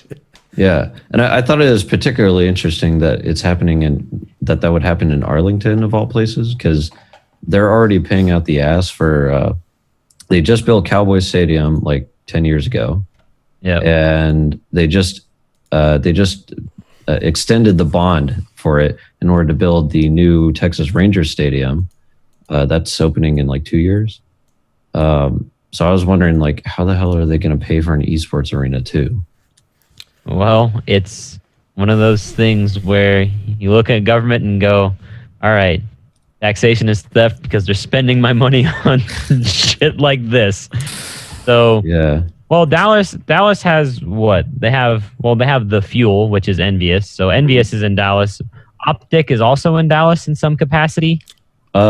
Somewhere in Texas, yeah. Complexity has just been obviously bought by the Dallas Cowboys. There's a few teams. Right. Yeah, so there's a few teams. So maybe if you're hopeful and really think that esports is going to be the next big thing, you go, oh yeah, I could see this being okay. But to the hardcore investor who probably should do their due diligence and realize, maybe this isn't the best use of money, then maybe they figure out that perhaps they may be getting scammed by a developer who's trying to sell esports really hard. Yeah, I guess it would depend on how much the arena costs. Like, they're already spending. I looked it up. It'll probably be millions, I assume. Yeah, I mean, I just looked up the bond for the Texas Rangers Stadium is like $500 million. So yeah, it's like insane, and they increase their taxes and it extends for like 30 years or something like that, like something insane like that. Okay. I don't think an esports arena would cost that much, but even if it was a couple $1 million, like that seems kind of feasible, I guess. But I don't know how they'd make the money back. Gianfranco, what do you think on this one? Maybe it has to do, like you said, with the teams that are already localized in Dallas. Maybe with Overwatch League, future, regionalization of live play. Maybe that has something to do with it. Otherwise, I don't really see the point. Something like an esports bar, I think that makes a lot more sense if you're going to dump money into some sort of infrastructure to watch live esports. I think a bar is a much more sensible thing, but like it doesn't even make sense. It doesn't even make sense for me because, I mean, I live in Dallas, but like, for example, there's perfectly fine places already, like a Verizon Theater, which is where they're playing IEM, or not IEM, the ESL Pro League finals in May. Mm-hmm. I mean, that venue is just fine. It's probably going to have more capacity than any esports arena they ever build. So I don't see the point, really. Whoa. Yeah, part of the problem with this, unfortunately, is that, like, in terms of whether or not people will ever go to these stadiums and fill them, and therefore you can make the revenue back and they can get sponsorship, and it becomes like the Quicken Loans fucking Complexity Dallas Cowboys Stadium or whatever the fuck. Like, that obviously is a massive leap, and like I definitely understand why people are going for it, because if you manage to do it and you're the pioneer that does it, great. You're gonna make so much more money than you ever did before. It's just that, I mean, one of the big problems I see in this area is this is already a sport that is explicitly watched on your computer or your tablet or your TV at home. Like, one of the best things about it is we've already mastered the home experience. Like, in things like traditional sports, you couldn't even watch all the games on TV during the first part of its lifespan. And then when you could watch on TV, like if you ever saw the old fucking hockey angle they used to use on TV in like the 80s, it's ass. You can barely see the fucking puck. Like, you have to basically know the game super well to know where it is. Like, understandably, I'd rather be in the fucking hockey rink watching that game and feeling the atmosphere and stuff. It's like you're trying to work backwards to get to where sports is. That's the part that's bizarre to me. Because as far as I can tell, sports has moved away from that aspect. Like, the big market in sports is the TV market. That's where you want to sell all the fucking broadcasting rights and get all the sponsors. It's not you're not making most of the money from the guy in the stadium. As far as I know, like I know from merchandising, maybe that's what the live stadium's good for, because you can still sell the merchandise on site. That might be an aspect. But again, in esports, that's still not that big an aspect that you make it back. So I can see why they're trying to do it, because esports is massively underdeveloped in terms of how you make money from the fans. So this is one angle. Unfortunately, as I kind of joked about initially on this topic, to me, this is just where esports' biggest chance, and I never figured that, like no one could have known, it's so bizarre that this is how it would come, is not because esports itself is at such a big position, it sort of demands the world's attention and everyone must get involved, but it's just big enough that if people don't know that much, you can convince people in every area of industry that this is the savior and the pivot that they should make in their industry to save their industry. So because all these sports are seeing the viewing age go up and up and up and up, and people are getting less interested, they're all like, fuck, we need a new sport. And if we get a new sport, it should be one that young people play. And then someone goes, some sort of like slick fucking guy in the sharp suit goes, I have a sport for you that is young people playing it from around the world, and we have a team that's actually based here that was very good in tournament you don't know and placed highly at tournament you don't know and has a success rate of you can't possibly know what this metric means. So if we were to build a stadium, and we already have 2 million followers on Twitter, imagine if only 1% of them came to the stadium, we would fill the stadium. Like, people are really doing this, and unfortunately, if you notice, because it does sound like a sort of vaguely good idea, or at least a good gamble, even if you don't necessarily, like one of the things people might not know is a lot of the people who were investors in esports teams aren't idiots. Like, they haven't actually been conned like that. A lot of them know that this is like a tech startup. I'm going to invest in 10 tech startups.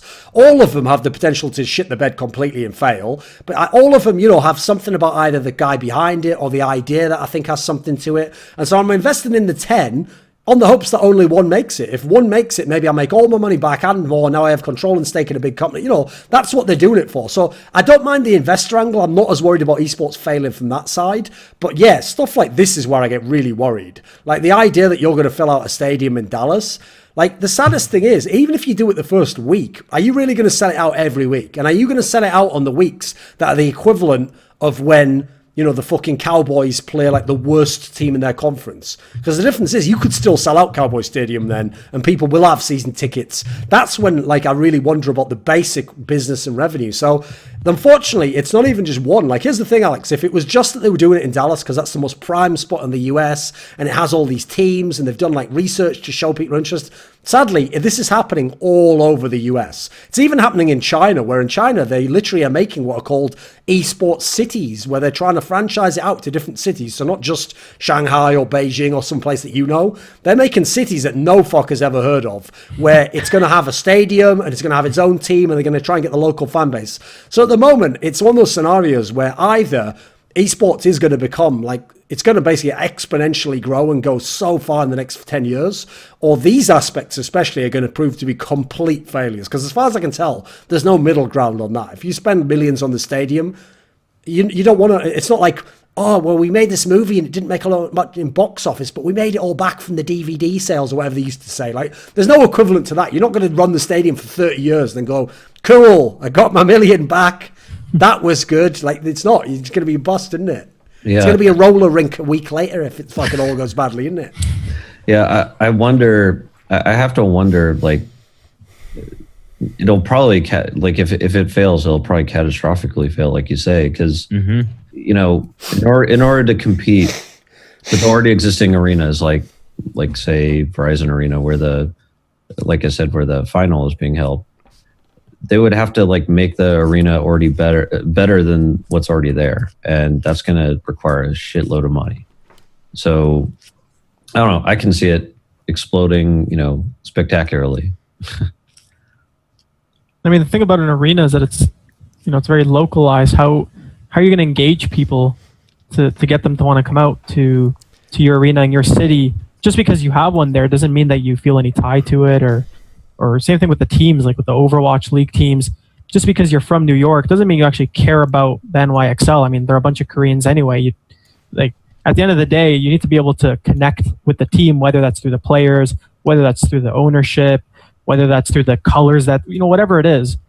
But most people I know as well don't even just go like let's get everyone's experience on this. So I have to say, most people I know who are fans of a sports team and go to watch the sports team play locally, almost every single one of them, it comes from this storyline. My dad took me when I was a boy, and I'm now a fan, and I take my son, or I just watch, and I'm a barren cunt who never had any son. Like, whichever scenario it is, that's what it's based on. Because, you know, even like, for example, people I know who are fans of the sport, if they didn't have that background, they tend to be the TV viewer, you know. They'll watch it when it's on, or if it's in a bar. But I actually don't know that many people in real life, because obviously there's people who fill the stadiums, nothing near the TV audience. Like, do you actually know that many people in real life who go to a stadium and watch teams play? Yeah. Yeah, fair amount.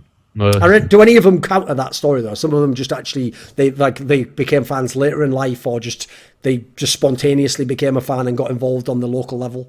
None for that. No, I mean, seems like to me a lot of them are real casual fans. For me, like for instance, the place where I work, they'll give away ticket. It's a huge corporation, so they'll give away tickets to like they own a box at American Airlines Arena, and they'll give away tickets, you know, once a month or something.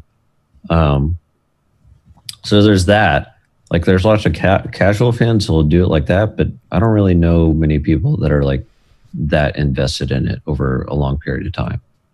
Because here's the problem. Think about that mechanism that I just identified there of how people go to sports stadiums.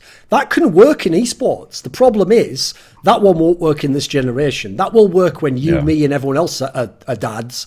And if we already were people who went to the stadium, now maybe we would bring our son and he would get into it, and then he'd see a whole world of that, and it'd become something more than watching the game on TV, right?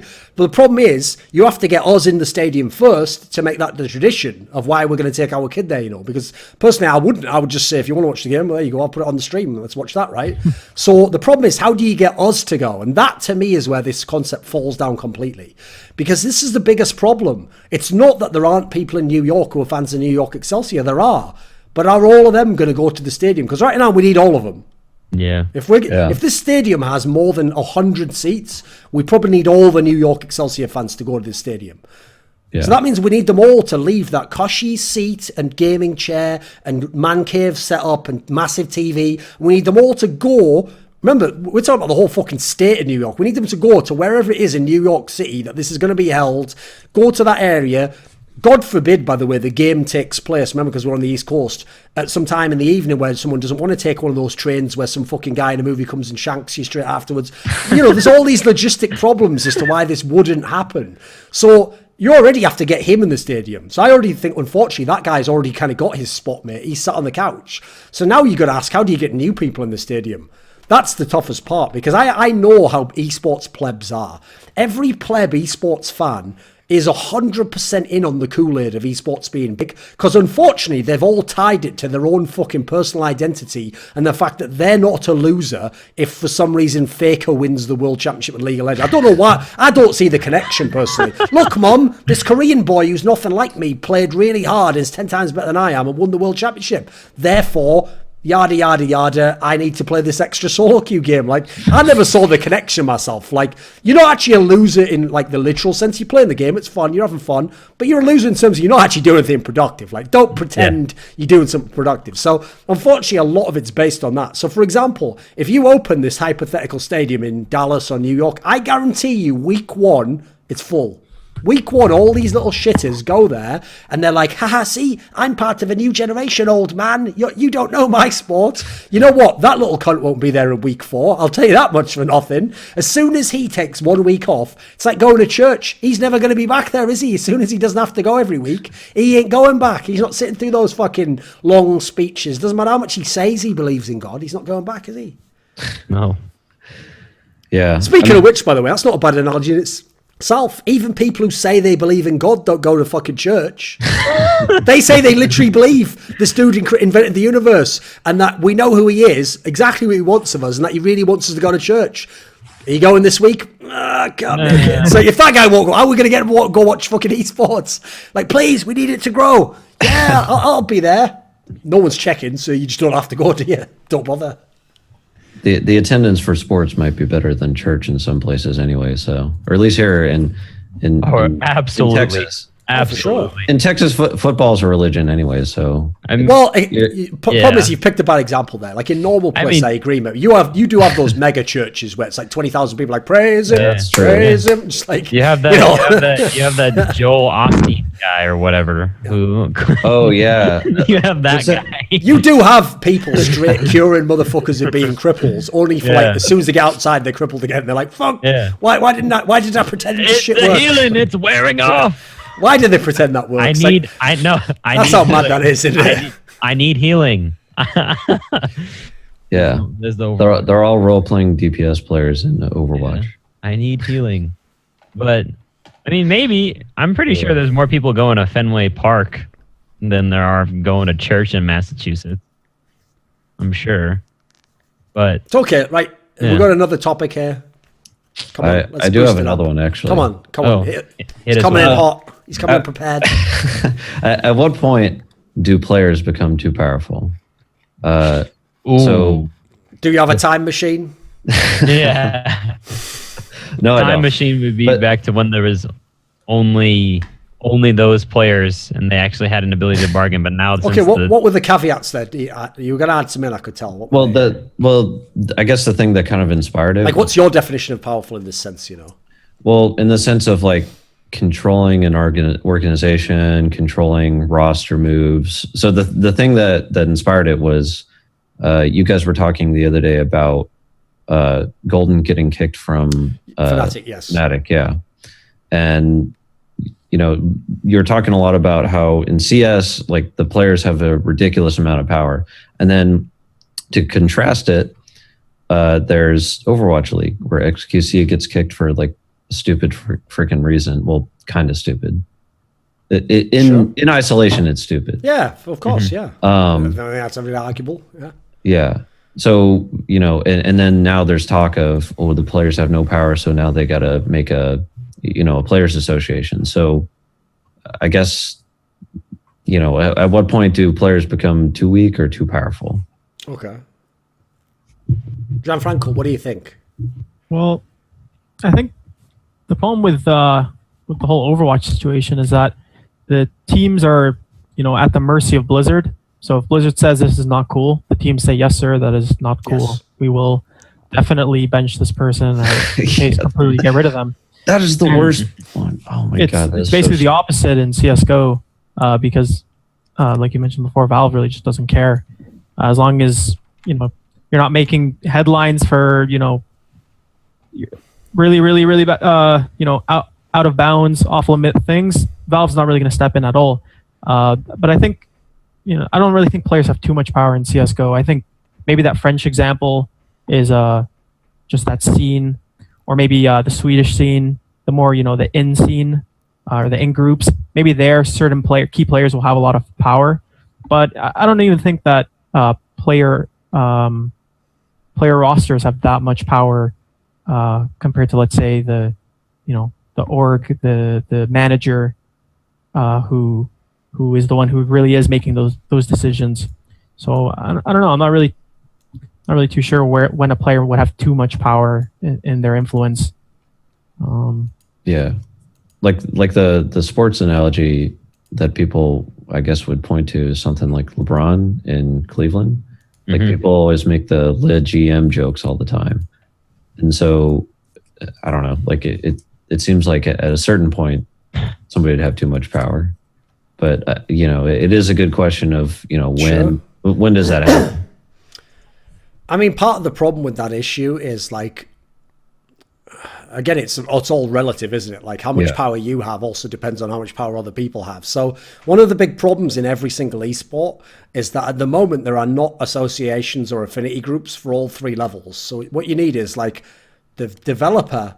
Or, well, maybe, I guess, throw the developer out, because in theory, as soon as you add the developer, no one can ever have as much power as them. So I like the Overwatch example. There is no solution to that. Even if you have a players' union, like, are they really all going to go to war and say we will down tools and not do the next stage until you fix this thing? I don't know about that. I think it's going to have to be something really serious before they'll ever dare do that. So I would unfortunately say every game that's like a Riot or a Blizzard game, you're probably never going to get this. But say it's a game like Counter-Strike or Dota where it's a lot more open and Valve kind of like lets the scene police itself. Okay, right, what you need then to create a scenario that's not imbalanced is you need the tournament organisers to in some way band together. Now, sadly, when it's done in a negative sense, this is going to be a cartel. We're going to get together and we're going to agree, like, we're not going to give this much more prize money, or we're all going to only offer economy flights, whatever it might be. You're going to do something that's going to help our interests, but help us bargain against someone else and use our power over other people.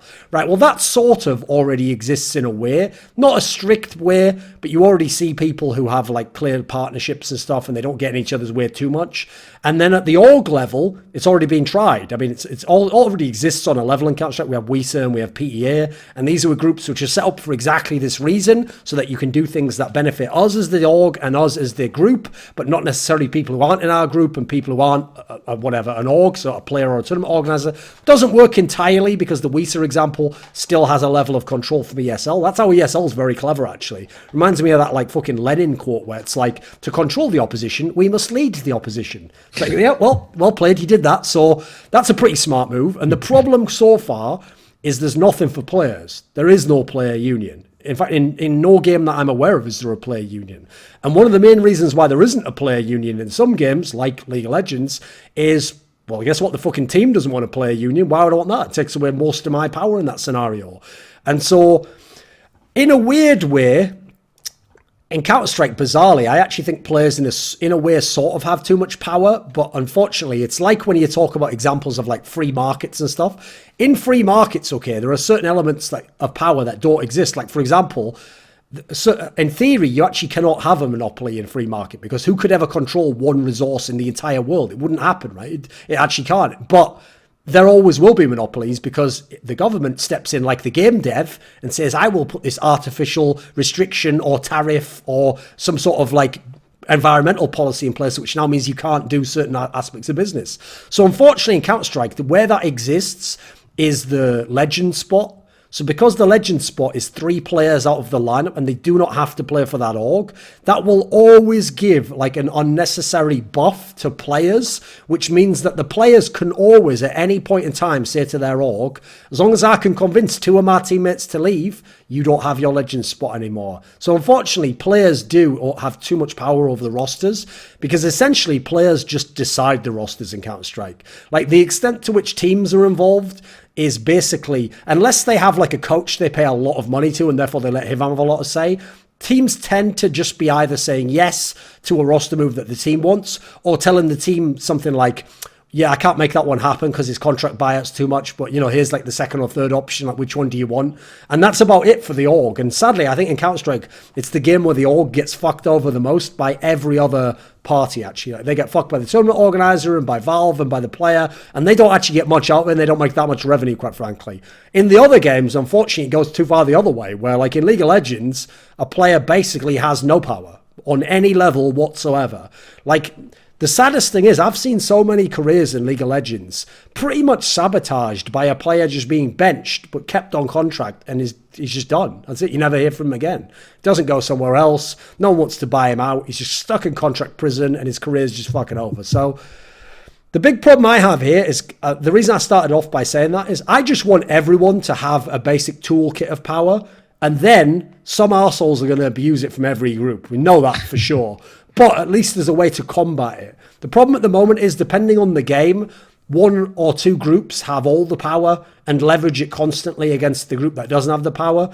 And if you're in the group that has the power, good luck. If you're in the one that doesn't, you are shit out of luck. That's about it, unfortunately, Yeah. And obviously game devs ruin it all regardless, because they just want to control everything, because they're all fucking controlling little cunts, aren't they? Here's the sad thing. Anyone who wants to control every aspect of you and your life, I can tell you from my basic experience in life, has some serious darkness inside themselves that they know if they were allowed to do whatever they wanted, they would be the biggest cunt ever. So they have to control you, so that, think about how counterintuitive this is. Because they're projecting, they have to control you so that you can't do all the evil shit they will definitely do if they get the chance to do it. So as a result, game devs are like that. Because if game devs are cool people, why would they have to control everything about the league? Why would they have to tell someone, oh, by the way, I don't know anything about your business. I just make fucking games for children. But this is how you're going to run your business.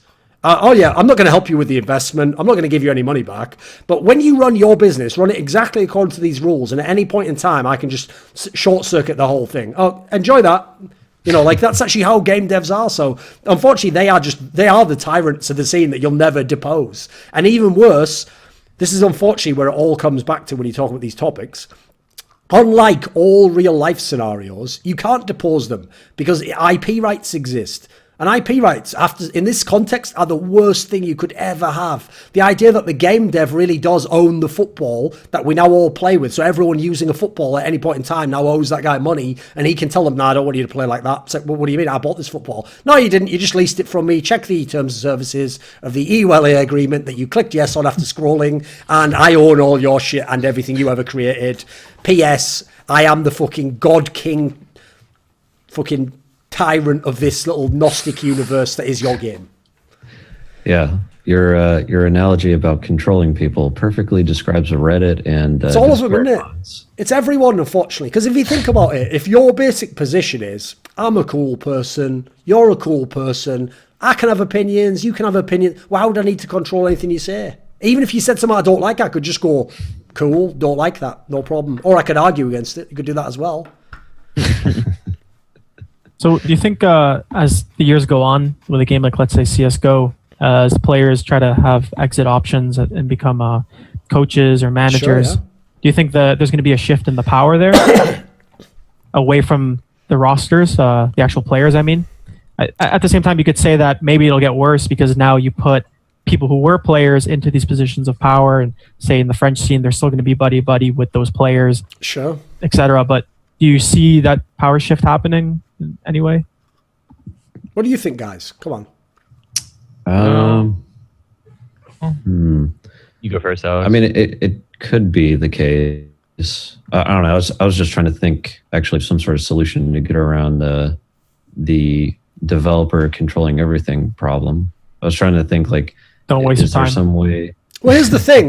Like, you know what? I actually do. Okay, this might sound like an abstract point, but I do think one day, it'll have to be a long time from now, sadly, but one day, if gaming ever is at the level where some sort of a league is like the NFL, and it's massive and worldwide, and there's billions of dollars, and there's so many companies involved that themselves are doing billions and millions in revenue, and all, you know, the scale is so huge that at that point in time, I guarantee there are going to be massive lawsuits on the level of what you see currently. So, you know, what you see, like at the moment, you know, Apple will be getting sued, will be suing Samsung because they made it so that you can use your thumb to swipe on a screen, and their app device uses a swipe on a screen. So we invented swiping on a screen. So you owe us every time you swipe on a screen. And then what they do is, Samsung doesn't go, okay, Apple, you win, here's all the money. They go, actually, I think we'll see you in court. And then we all get the best lawyers in the world. They all come up with their own plausible reason as to why we should be allowed to or not allowed to do this. And they make their case.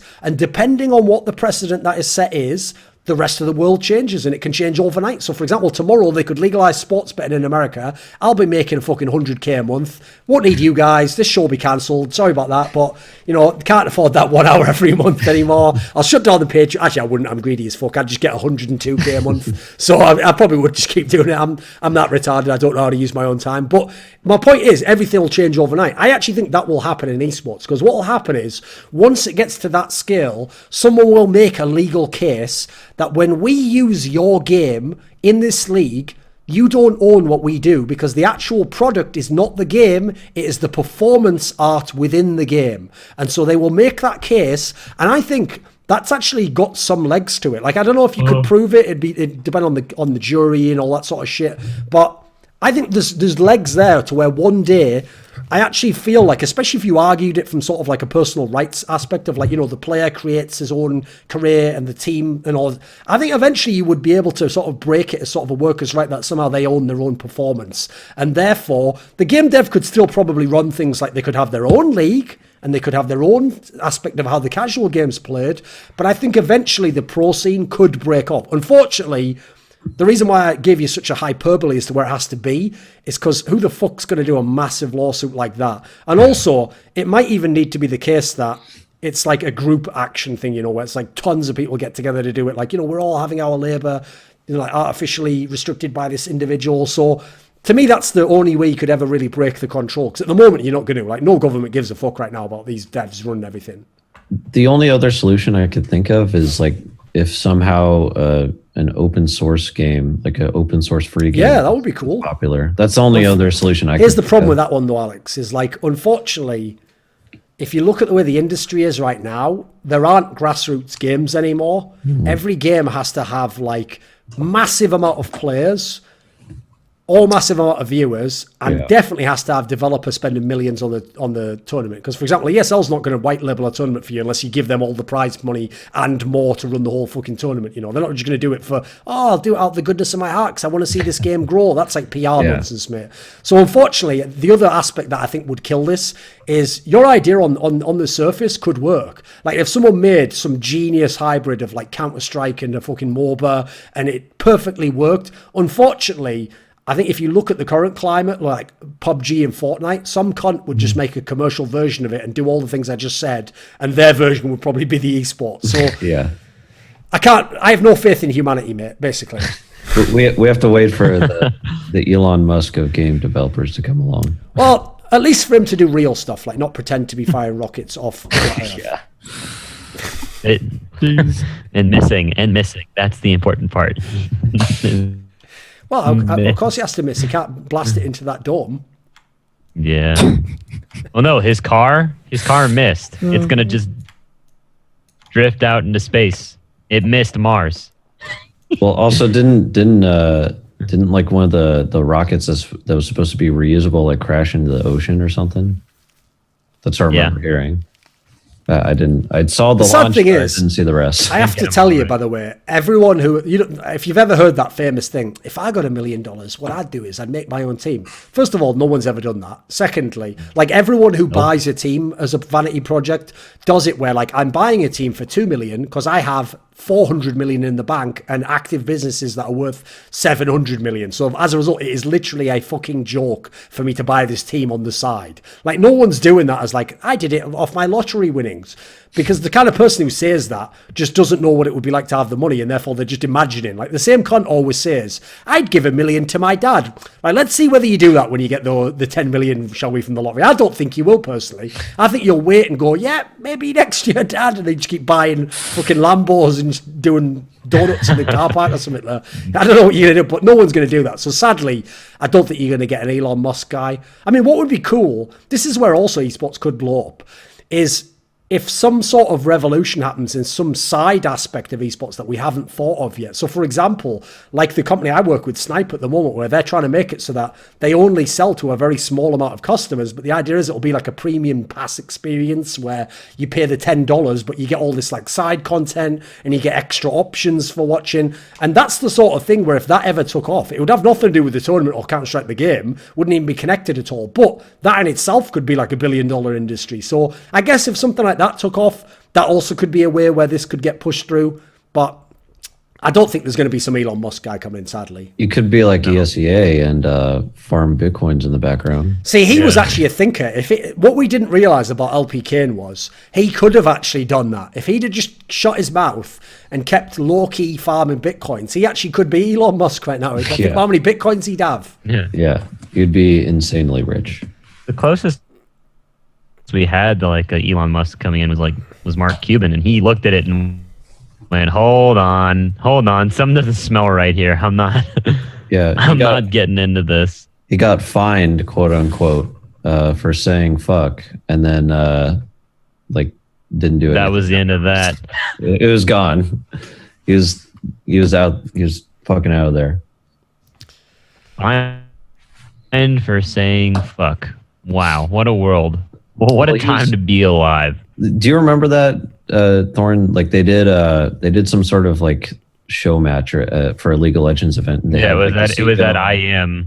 Yeah, and they had the CEO. It was San Jose one of the years, right? Yeah. I think like 2012. I forget. I don't know. It's one of the one. No, it wasn't. No, it was sooner than that. It was probably like 2015 or something. Yeah. Oh, really? Yeah. It was the one where they got that woman of fucking Colin Cowherd's, like, in the herd or whatever. Christine Leahy. And she was like, I'm a big fan of esports. And then they hired her, right? And I have to say, this is one of the biggest disgraces of all time, right? Real talk. She has clearly been hired to that show for her looks. She looks fucking fantastic. Now, she also actually, I'll give her credit, knows a bit about sports. You know, she obviously followed them her whole life or whatever. And probably, I think her dad was into it or something. So she does know a bit. But one of the clear aspects, if you know anything about American TV, it's the same reason why the fucking host on like Fox News is always some straight fire blonde who looks like they're definitely into some kinky shit. Like, it's not an accident that person got hired, you know. They didn't go, we needed a host and you just happened to be gorgeous with exactly the sort of qualities that a conservative man might secretly dream about one day having. This literally just happened in Overwatch League. But here's what's sick. This is what's sick, okay? I was outraged when I saw this. Did you see how she dressed when she went to IEM San Jose to work as like the announcer? I forget. I remember she was on fucking Google it now. She was wearing like sweats and a fucking like tank top. She didn't even put makeup on and dress up. That's actually outrageous. You had one job. What the fuck are you doing? And what's great about this is that should be prime material where people are like, it's bloody sexism. It's like, who are you going to fire me from, motherfucker? Exactly. Life. I don't think so. For my employer, I do not endorse these views. Luckily, no one needs to. Like, you know, sadly, by the way, that's actually an aspect of where society is completely fucked. Because back in the day, to endorse views, you had to explicitly say, I endorse these views. Now, it's not about saying that. No one says that. What you now have to do is you're now part of like a fucking pseudo-Soviet mock trial where you must now officially denounce all other people that have been considered enemies of the state and are ideologically impure. And that's what it's all about. It's all about like people have literally done this to Monty where they're like, so you stand by everything Thorin has ever said. He's like, well, no, obviously not. They're like, then you must denounce him now. It's like, as though he has to go forward. It's like, I denounce the heretic Thorin and his rebellion. I am loyal to Blizzard and the Overwatch League. The Overwatch League prevails. Everybody has to put in their Twitter profile, retweets are not endorsements. That is like, I'm just not going to do that, mate. In fact, one of the things I love is that's one of the things that triggers people who hate me because they have to like fucking start reaching at this point in time. Because obviously, normal thing you say is, I hate the things you say. It's like, yeah, and next, like I've solved that one already. Like next. So now what they have to do is they have to go, you once retweeted someone who separately tweeted something really racist. Good job I didn't retweet that. And next. Shit, we almost got him. It's like they're always trying to come up with new shit like that. It's like, you're not going to get me on that, mate. So, in fact, if you want, I should just start fucking with them and do like a cheeky retweet, then like instantly unretweet it and be like, what are you talking about? As an accident, a misclick. But then put all the edgy opinions in those misclicks. Like, that would be pretty straight fire, wouldn't it? Yeah. Stay woke. Right, any other topics? Come on. Speaking of society crumbling, we can talk about the horrible state that esports journalism is in, with people like Nathan Grayson showing up. Oh boy. Here's the thing though, that's not really esports journalism, is it? Because the key thing with that is he doesn't actually cover esports. What he does is he finds stories that are within his wheelhouse of how he generates outrage culture, and then when he sees an opportunity, he does it. Now, unfortunately, I have to say this. Esports people are so fucking dumb, it kills me, because they give these articles the hits that the article wants. Like, you know what we do? Okay, so if you've ever been on that subreddit called Kotaku in Action, which is for the people who during the Gamergate thing were like sick and tired of games journalists like Nathan Grayson, who, by the way, is fucking patient zero for the type of journalist that caused Gamergate. People like him, to battle his journalism, they made this subreddit called Kotaku in Action, where they post all these stories that are ridiculous stories. Now, here's something very interesting, is that whenever they post one of those types of stories, they always do an archive link of it, so none of us give it the hits. Yep. So if 40,000 of us read it, well, we don't give him 40,000 hits. No one gives him a hit. We all just read the article and go, this fucking clown's an idiot, and he gets none of the hits. Now, in esports, they don't do that. Like Like, even my friends do this. If, like, Red Eye or someone like that sees an article they don't like, they tweet it with a link, like, look at this bloody outrageous article, it's all nonsense. And that guy's like, yes, feed me the fucking hits and the outrage. Like, he doesn't give a shit that you don't agree with him. He's killing it. Think about it. His everyday articles don't get anywhere close to that. His editor's telling him, fucking hell, have you got any more crazy thoughts about esports? Get them out there. Yeah. Rule number 1 of the internet: do not feed the trolls, as it were. So unfortunately, as long as that exists, it'll definitely keep happening. I mean, it was the same. Funnily enough, this ties back into what I just said. It's the exact same reason why that Colin Cowherd guy repeatedly said all that shit about esports. You think he actually watches esports? Come on. He maybe saw it as a cursory thing once, but what he realised was, wait a minute, these idiots actually go ham, watch all my videos, but then after watching the video, which is all I want, they click downvote and they think they've beaten me. Motherfucker, you can beat me all day. This guy's like, he's like some fucking sex slave from BDSM. Beat me all day long as I keep getting that money, motherfucker. Like, keep it rolling in. Like, that's why he did like 3 different videos where he's wrecking all the gamers. And that Christine Leahy was like, nah, they're all good guys. They're not all bloody nerds. It's like, first of all, do you really know who we are? Are you not overselling the fact that we're not all nerds? Like, you say that after I just, well, I won't go too far that one, but we can all think about what nerds do. Like, let's get real. Yeah. We're all nerds. We're not all fucking, like, you know, I love it when they do that as well. They'll link to like a picture of like fucking Svenskero when he's been in the gym. Like, look, this is the lifestyle gamers have. Like, do they fuck, mate? Do they actually? Do they really though? Dude, no, every gamer is just like Pasha. Yeah, they're all mega jacked and they have a family. Yeah, fucking Ark on the New York Excelsior. Yeah, he's a real specimen right there. Jacked, juiced to the gills. Yeah. Need to just have. We should have had Brock Lesnar just kill Colin Cowherd when we had when he was in the studio with them. Oh god. So wait a minute, what was the original Can you topic? imagine if I went on such a tangent on that one. Where was the original topic? It's about esports journalism. Yes, that's right. Yes. I went into a Gamergate digression there. Okay, right. Bring it back. I mean, okay, here's the thing though.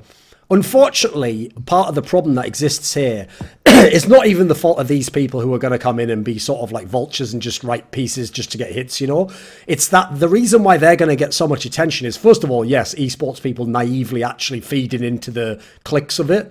But even worse, because at the moment there's a big gap where we used to have loads of esports journalists where there aren't as many now, and a lot of it's died out, which is just, unfortunately, I mean, this all ties together. The reason why a bunch of clowns who don't actually watch the Overwatch League are writing as many articles as they can about the Overwatch League is because even digital media doesn't do very well in terms of revenue. So those people have to try and generate as many articles as they can based on nothing just today. So that exists in esports. And unfortunately in esports, they have an even smaller reach in certain senses and less investment because all these massive companies can still, like, you could get an investor for like New York Times, even if it doesn't have a good business model, because he might think, oh, well, maybe in 5 years you do and I've got part of the New York Times. No one's going to do that in esports, unfortunately. So as a result, you don't have actually that many journalists who are active at the moment. Yeah. And Overwatch is probably the best example because in Overwatch, all the best journalists are fucking talent and now work for the team. So you've actually lost all the great journalists we had. There's about like 2 that are still active that are sick. Yeah. I mean, literally nobody seems to be talking about, except for Richard Lewis. He covered it in one of his videos about how, you know, a team basically made them, the league made Dallas bench XQC or asked them to. And then, you know, all this other shit, like, you know, he seemed to think that XQC could basically sue because of the racially disparaging line in the suspension. The problem with that is, like, I know what he means, but the problem is, like, first of all, as far as I know, to do those sorts of lawsuits, you have to be able to prove that it, like, damaged your potential to earn money. So the downside there is, which Overwatch League team are you going to get to go on record to say you would have signed this player? Or how are you going to get any evidence of that? Like, unfortunately, I could see them easily closing the ranks within Overwatch League. And Overwatch League's the worst example to give because obviously, again, it's a top-down thing run by the developer where even if the genius of Riot and Blizzard at times is they don't even have to be heavy-handed. It's basically just like, okay, I'll give you the best example. So when this like adpocalypse happened on YouTube where they demonetized videos, like, first of all, they already demonetized a video if it has a vaguely sensitive topic. Like if I make a video tomorrow, sexism in esports, guaranteed it's getting demonetized, right? That alone would, in a way, make it less appealing to make a video about sexism and esports. I won't get the money for it.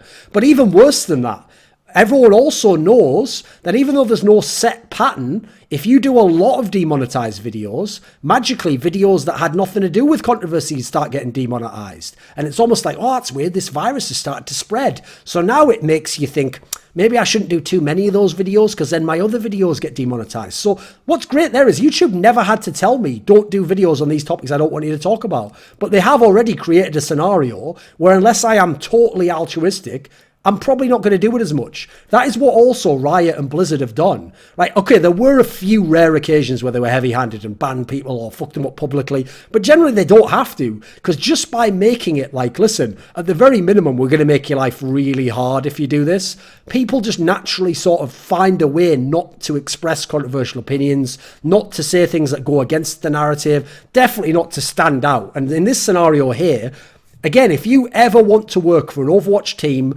or work with Overwatch players, because remember, the teams can now decide if a player even does an interview with you, or you ever want to, in any context, cover the Overwatch League, do you really want to be the guy who makes an opinion piece now, which might not even succeed in itself? So you might get literally nothing for it, but gamble everything.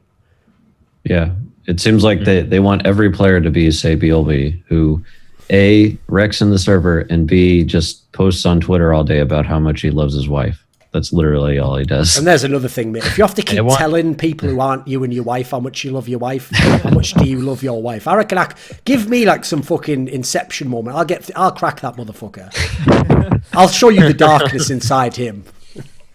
Yeah. Well, I mean, he does shit talk on stream all the time. No, but this is the sick thing, is that this is actually one of the reasons why I'm actually interested in Overwatch. Like, as a game, I'm not super into it. Like, I don't mind watching some of the Overwatch League. Some of the games are good. But, like, I'm not super into it like I'm Counter-Strike. But I've actually realised my main role in the Overwatch community, as far as I can tell, is just stuff like this. Is to be the person who makes the video or the article that no one else can make, because no one else can make it. Because my income doesn't rely on Overwatch at all. People don't realise this. I only do a show on Overwatch because Monty's there and I want to help him out.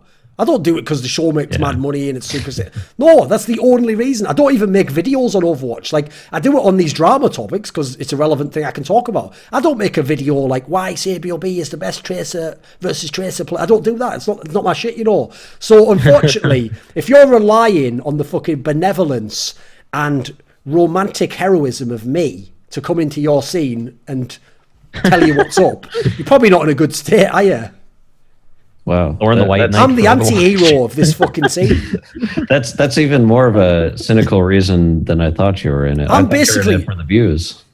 Like you're just doing it for months. Yeah, but here's the secret, mate. I've never needed to do anything for the views because, first of all, I realised if you're actually good, you get views anyway. And then secondly, there's actually a way of reformulating how you make your content that can guarantee views. So what you do basically is you think of, like, say, 10 ideas, and then you already can't do all 10 anyway, right? You wouldn't have time. So you're already going to pick ideas. There are already 10 things you want to do. Now, what you do is you pick a couple of them that have the highest chance to succeed, to do well, and to get views.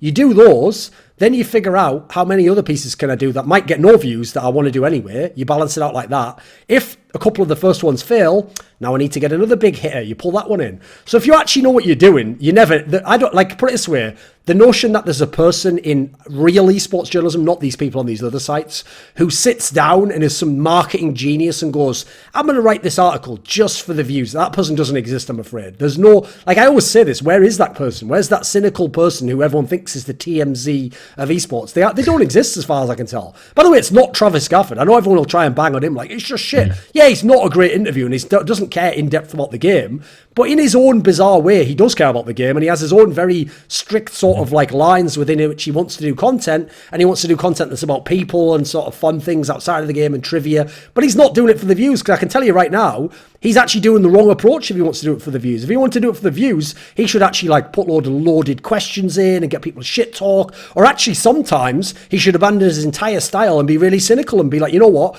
I've got fucking High here, so I'm just going to only ask him in-depth questions about the meta and how he read the game, and he doesn't do that, does he? So most of the people telling you this person just does it for the views, Yeah, you look, wait a minute, who's saying that? Or just a random person who knows nothing about any of the mechanisms of journalism, how you publish online, or even why they themselves click on stuff. But we're going to listen to this cunt who basically just eats a Mars bar, tell you what the ideal ingredients for a Mars bar would be. Where all he knows is, when I put my hand 45 degrees into my mouth, it tastes lovely. That's about the limit of his fucking knowledge of Mars bars. Come on then. Everyone else got to get in on this. Come on.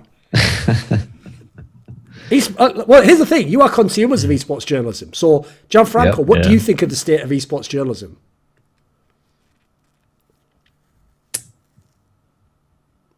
That good, eh? Yeah. I don't want to It is in a great place, isn't it? Well, I don't know. I think it maybe just needs more time to grow. I don't know how long it's been for some of the older games, but I think maybe we just need to, wait around and see who shows up. What else can you really do for that? As the games grow, hopefully it attracts attention, and hopefully we get more quality journalism. But I think that's the problem right now is not only do we lack quantity, but we also lack quality. It's very top heavy. There's beyond you and Richard and Kelsey and everyone who works at ESPN and Stewie Chu. Who is who is there really? It's one of those things where, but there's also like, I think esports journalism is hard to sustain if you're the little guy. Sure. I think the problem is esports journalism basically runs on that like famous Pareto principle, like 20% of the people do 80% of the work and get 80% of the success. So what happens is the big group you just listed there are people who cracked how to do good work so people want to read them, but then also how to be like commercially viable and make money off it. Like that group has cracked it, but that's pretty tough because you have to master 2 skill sets there. It's not even just one skill set. Like think about any other industry. If you're an actor, you don't also have to sell the fucking movie. Some other cunt does that whose specialty is selling movies. You just star in the movie and trust that the process will take care of itself. This is like if you had to sell the movie, direct the movie, write the movie, fucking go out, pitch the movie, then handle PR for the movie, and then, like what sort of mental scenario is this? So unfortunately, it's always going to be top heavy. And then even worse, because there's so few people involved relative to the amount of players and fans, it's actually a scene where, for me, you don't get sort of like a general cross-section of people who are good. You don't get like 15 people who are all just like decent. You either get people who are amazing or people who are shit and who just quit. I mean, there's not really any difference. So as a result, for me, this is why I said for Overwatch League, I really bemoan the fact that people like Harsher and people like Sideshow aren't doing content. They're off working for teams or in the league because now you're not going to get that content. Because for me, like those sorts of people, they're like the rare examples of the really good person who comes along. And when you get a really good person, you can't ever replace them. Like, for example, if like Faker had just died after season 3, there would never be another player like that. So we wouldn't know what we'd missed. But if we knew now what we would miss, all those years of play, you can't replace that. There's not going to be a player whose impacts that. You can get a player who's closest in terms of like, he's also really good at the game, but will he have the same impact and will he have the same iconic status and will he do the same things? Maybe not. So unfortunately, it's kind of like that. Like every time you lose a really good one, this is one of the reasons, like a low-key one people haven't noticed, is because Kelsey now works for H2K as their analyst in the ULCS. She does way less content because that's her job now. Her main success isn't even based on analysing. It's whether they win the motherfucking game. So no matter what she does, these idiots have to go in the server and actually click on fucking people and not just go, haha, even though I told you all week I would be playing a scaling comp, I now opt into this bad team fight. Huzzah! Just like pressing fucking F and doing. That's her life right now. That everything she's done in the week comes straight fire. And at the end, somebody does that like mad Baron call, and then she's like, "Sorry, Kelsey, you're not cutting the mustard, love." Like, but as a result, she's not doing that many articles. We decided to play Cadril this week. I was thinking the other issue as well with the journalism is you're competing for the attention of the viewer. Right, and of the player. And if you look at sports journalism, if you're really into X sport, you consume that content because there's not much else for you. And that's not to harsh on it, but I just mean you're not going to be able to just pick up a football and go outside and play with your buddies as easily as you could just load up a game of Overwatch or League, play that. So now you consider that, and then you consider all the memes that you have on Reddit. You can just spend hours consuming memes. If, on Overwatch. It definitely seems like the amount of people. Well, let's just quantify it. The amount of people who within the esports viewer base, not even just players, the people who actually do watch the game, the amount of them who then consume the esports content must be so much lower than sports. Like I don't know what the actual figures would be, but if I had to guess, the amount of people who are like NFL fans who go on ESPN or NFL.com must be so high. Because that's the main place you go. Like, as you're saying, when your team's not playing and they play once a week, of course you're going to be, that's all you do the rest of the week, isn't it? You're looking at people's, like, fucking picks and their breakdown of the game, so you can steal all the opinions and pretend they're yours at the water cooler. Oh, no, I think the defense, they're going to shore it up with their, like, shit, what did he say? What was that position? I'm gambling cornerback. They need a new cornerback. Maybe out of Arizona. Just, like, fucking looking sideways as he's saying it. Like, that's what people do it for. But I agree, in esports, unfortunately, by the way, this is another reason. I'll give you an interest in detail. This is another reason why there are so few great esports journalists. Because most people who become esports journalists are people who play the esport, right? So they play it and they watch it, and then they do a content article or they do a video. But here's the problem. They don't then spend the next week working and improving and doing another content piece. They play the game, and then every now and then they think, maybe I'll do another article. What they don't know is, I do articles all day long, and then on the side go, maybe I'll play a game of this esport. Like, there's no time to be fucking playing the game all the time if you want to. You can't play and watch and do content. Like, unless you have 20 hours in a day, there's not enough time in the day for that. So unfortunately, a lot of people are also like tourists. Basically, they come in, they do one or two pieces, they hope it'll work out, but then they don't put in any of the hard yards. So you have to be sort of like a special or a fucking deranged human being to go, I think I'll just make my life making these videos or articles. And if you can do that, cool, maybe you could make it, but it's going to be very few people, unfortunately. And on top of it, as we're mentioning, you might not even succeed. Isn't that great? Isn't it? Like, congrats, you're the 7th best in the world. Fucking hell, good times rolling. 7th best gets nothing. What? And also, as to tie it back into the original topic, this is actually really depressing what's happened to the big sites, because since no one can fucking monetize this content, ESPN doesn't have loads of people that are employees. A lot of the names you see on ESPN Esports are freelancers who they bring in to write the one big article or to do the one big interview. And they pay that guy one time only a set fee of money, and then he fucks off. They don't pay him a whole salary and have him on payroll, give him a 401k and health benefit. He doesn't get any of that shit. So even the big sites don't run the old model that they used to in the past of like print journalism, etc.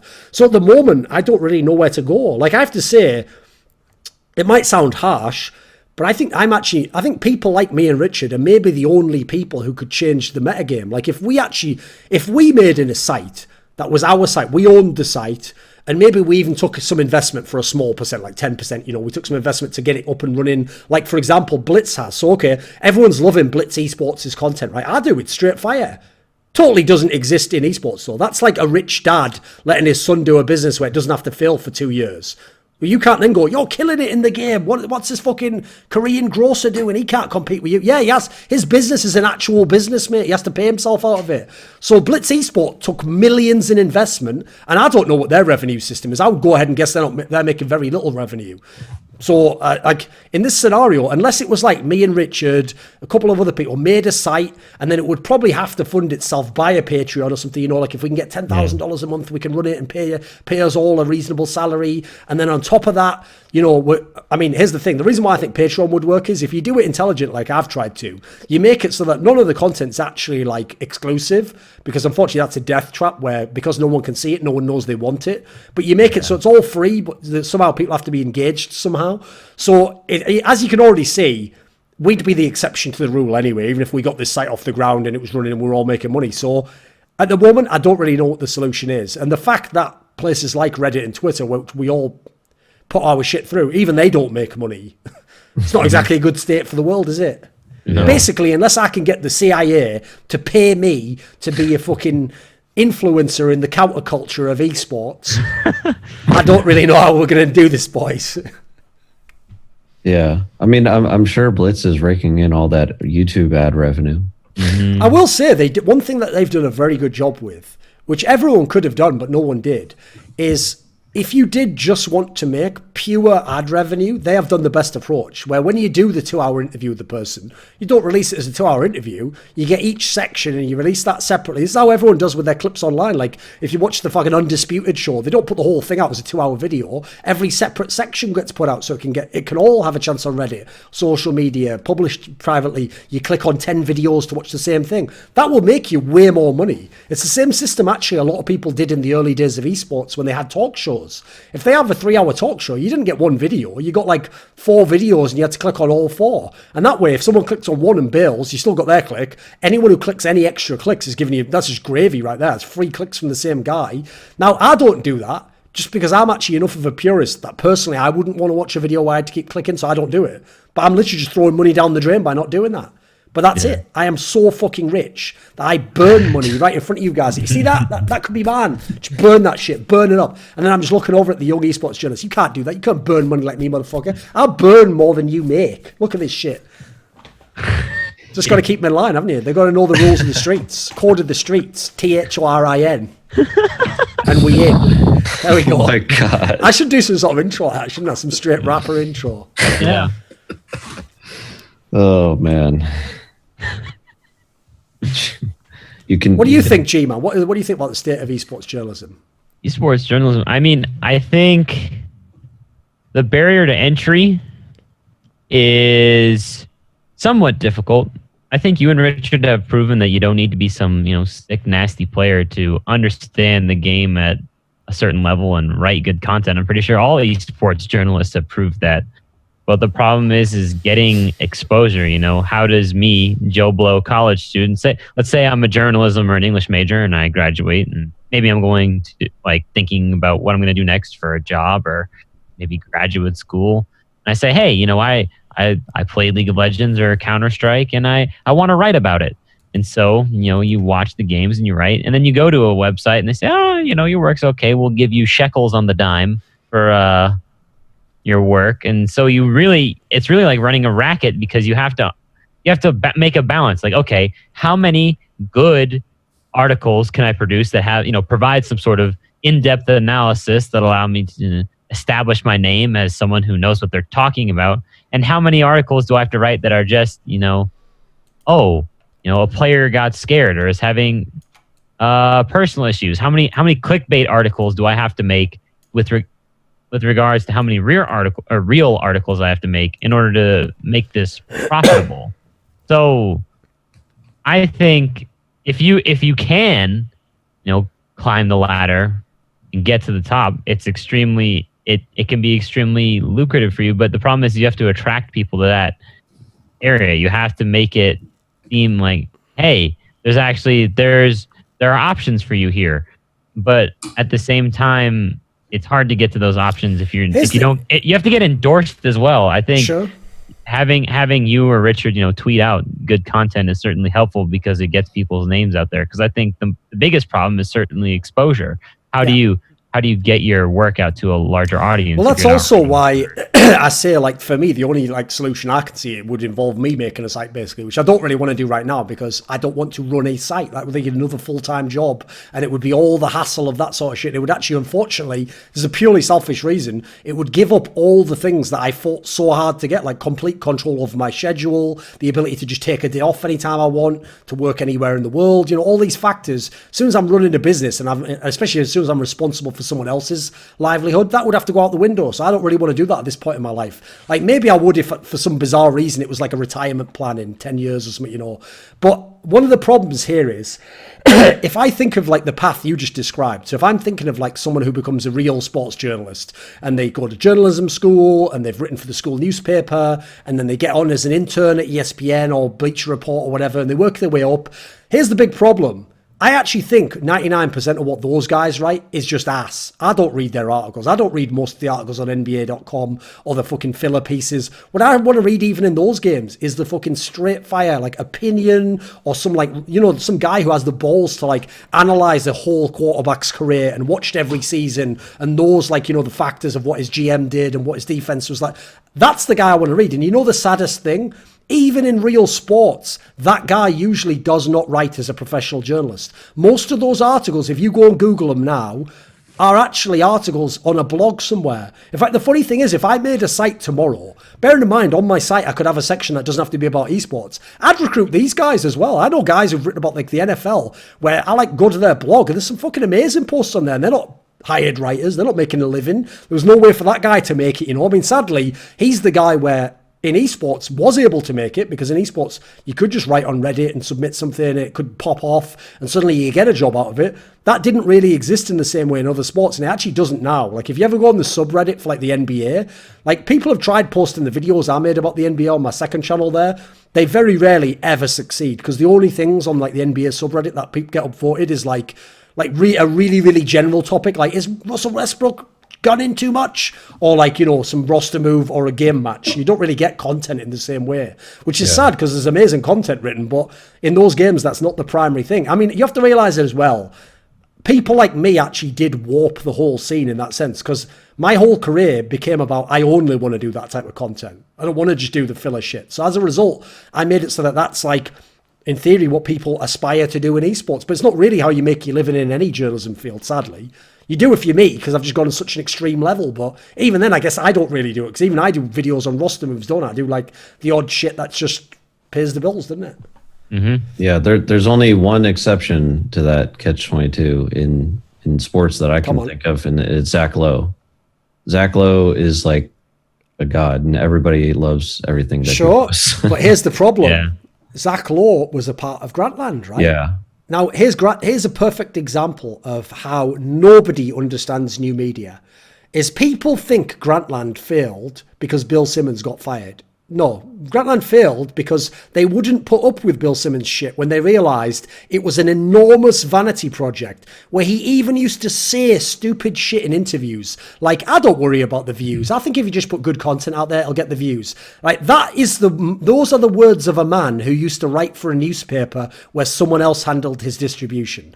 In the new media age, if you are not publicising your own content, marketing it, making sure it gets out there to Twitter, to Reddit, to have your fans put it out there, if you don't have that as like a third of your time and what you're thinking about, you won't make it. So believe it or not, someone like Bill Simmons doesn't get that. He doesn't know that at all, and as a result, I mean, bear in mind, like, I don't know, how many followers do you think he has? Probably 2 million or something on Twitter. I bet I actually get better distribution than him on certain aspects of what I do, you know. Like, that's how ridiculous some of these people are and how outdated they are. Because unfortunately, it's something that's a bit sad about the modern day, is that if you live in like 1970 and you meet a guy who's a veteran in your industry, that guy can probably teach you everything. He's worked in that industry for 20, 30 years. He knows the beat. He knows the inside deep. He has the tips, the tricks, the patterns. He'll tell you, right, this is what you're going to do at this point in your career, then this. This game is like League of Legends, where they change the meta every year. They switch up what happens with a certain like role. Suddenly video doesn't matter as much, and now articles are worth more. And this happens in my career all the time. Or then next year, now I've got a sponsor for the video, so now video is worth more, so I should do more in video. And you notice, by the way, I'm already a totally unfair example to give for a normal esports journalist, because I do everything. I do videos, I do talk shows, I host my own talk shows, I appear on talk shows, I do articles, I do desks. Most people do one of these things. So good luck making a career from one of them, and even worse, good luck pivoting when you don't have anything to pivot to. Like, how do you pivot to doing articles when people don't want to read anymore? I don't know, because I don't know what the option would be. I did it because I'm fucking arrogant, aren't I? I think I can do everything. And I can. Oh, bloody hell, I've only gone and been right again when the whole world said I wouldn't. Yeah. I didn't really. I just said that to sound cool. I don't even believe this shit myself. It is a possibility. I did look it up. Bill Simmons has 6 million followers. Right, in that case, he probably does get a lot more engagement on his tweets. I'll give it up to you on this one, Bill. You win this one. That guy, I'll tell you what, Bill. Listen, Bill. Check my growth rate. In 10 years, I will dunk on your fucking face, mate. I'll put my balls all up on your chin. And with our engagement, I'll just get in. Fucking hell, if I get big enough on Twitter, I'll just get into basketball and I'll dominate you, motherfucker. Yeah, I mean, I feel like his reach has kind of shrunk in the last 2 years. Ever since he left Grantland, I guess. Well, funnily enough, he's actually a person. I guess I can tie this back in. He's a person who realized eventually, oh, people aren't as interested in reading. I should become a television personality. Well, guess what, Bill? You are very average as a television personality. In fact, even your hardcore fan base don't particularly want to watch you in a halftime show. They want to read your articles. That was exactly the reason they were fans of yours in the first place. So if anything, he in some ways sort of betrayed his main fan base. Not literally, like it's his life, you know. But in terms of like delivering what he used to be best at, went away from what he's best at, did try to pivot. I mean, did it somewhat successfully, but not in as much as like it's not as good, is it? So no, just shows the problems of doing these things. Like even it's not even like appearing on video that's his problem, because all those like preview videos that he used to do with Jalen Rose, those are really cool. It's just that the fact that he's on TV and has to act like fake. He can't put on a suit and be like, "Welcome to America's game. It's a great game out here. Great day for a ball game." Like he can't do that shit, can he? He has to give his real opinion. Yeah, that's not something everybody can do. Definitely. This video was supported by Dean Tanglis, Michael Allaire, Andreas Westerlund, Alex Adams, Gman, Twch, Jerky's Minion, Gianfranco Ingrata, Anthony, Bash, TGreb, Yordan, Tsenkov, Daniel Yordanov. Want to suggest guests or topics for my content? Well, keep it G-rated and unlock the code to the streets, gaining exclusive access via the Patreon link below. The Scrilluminati grows daily. It's YNK, so since I stole all of Thorin's gigs, at the very least, what you guys can do is subscribe to his YouTube channel, so go on and do it right now.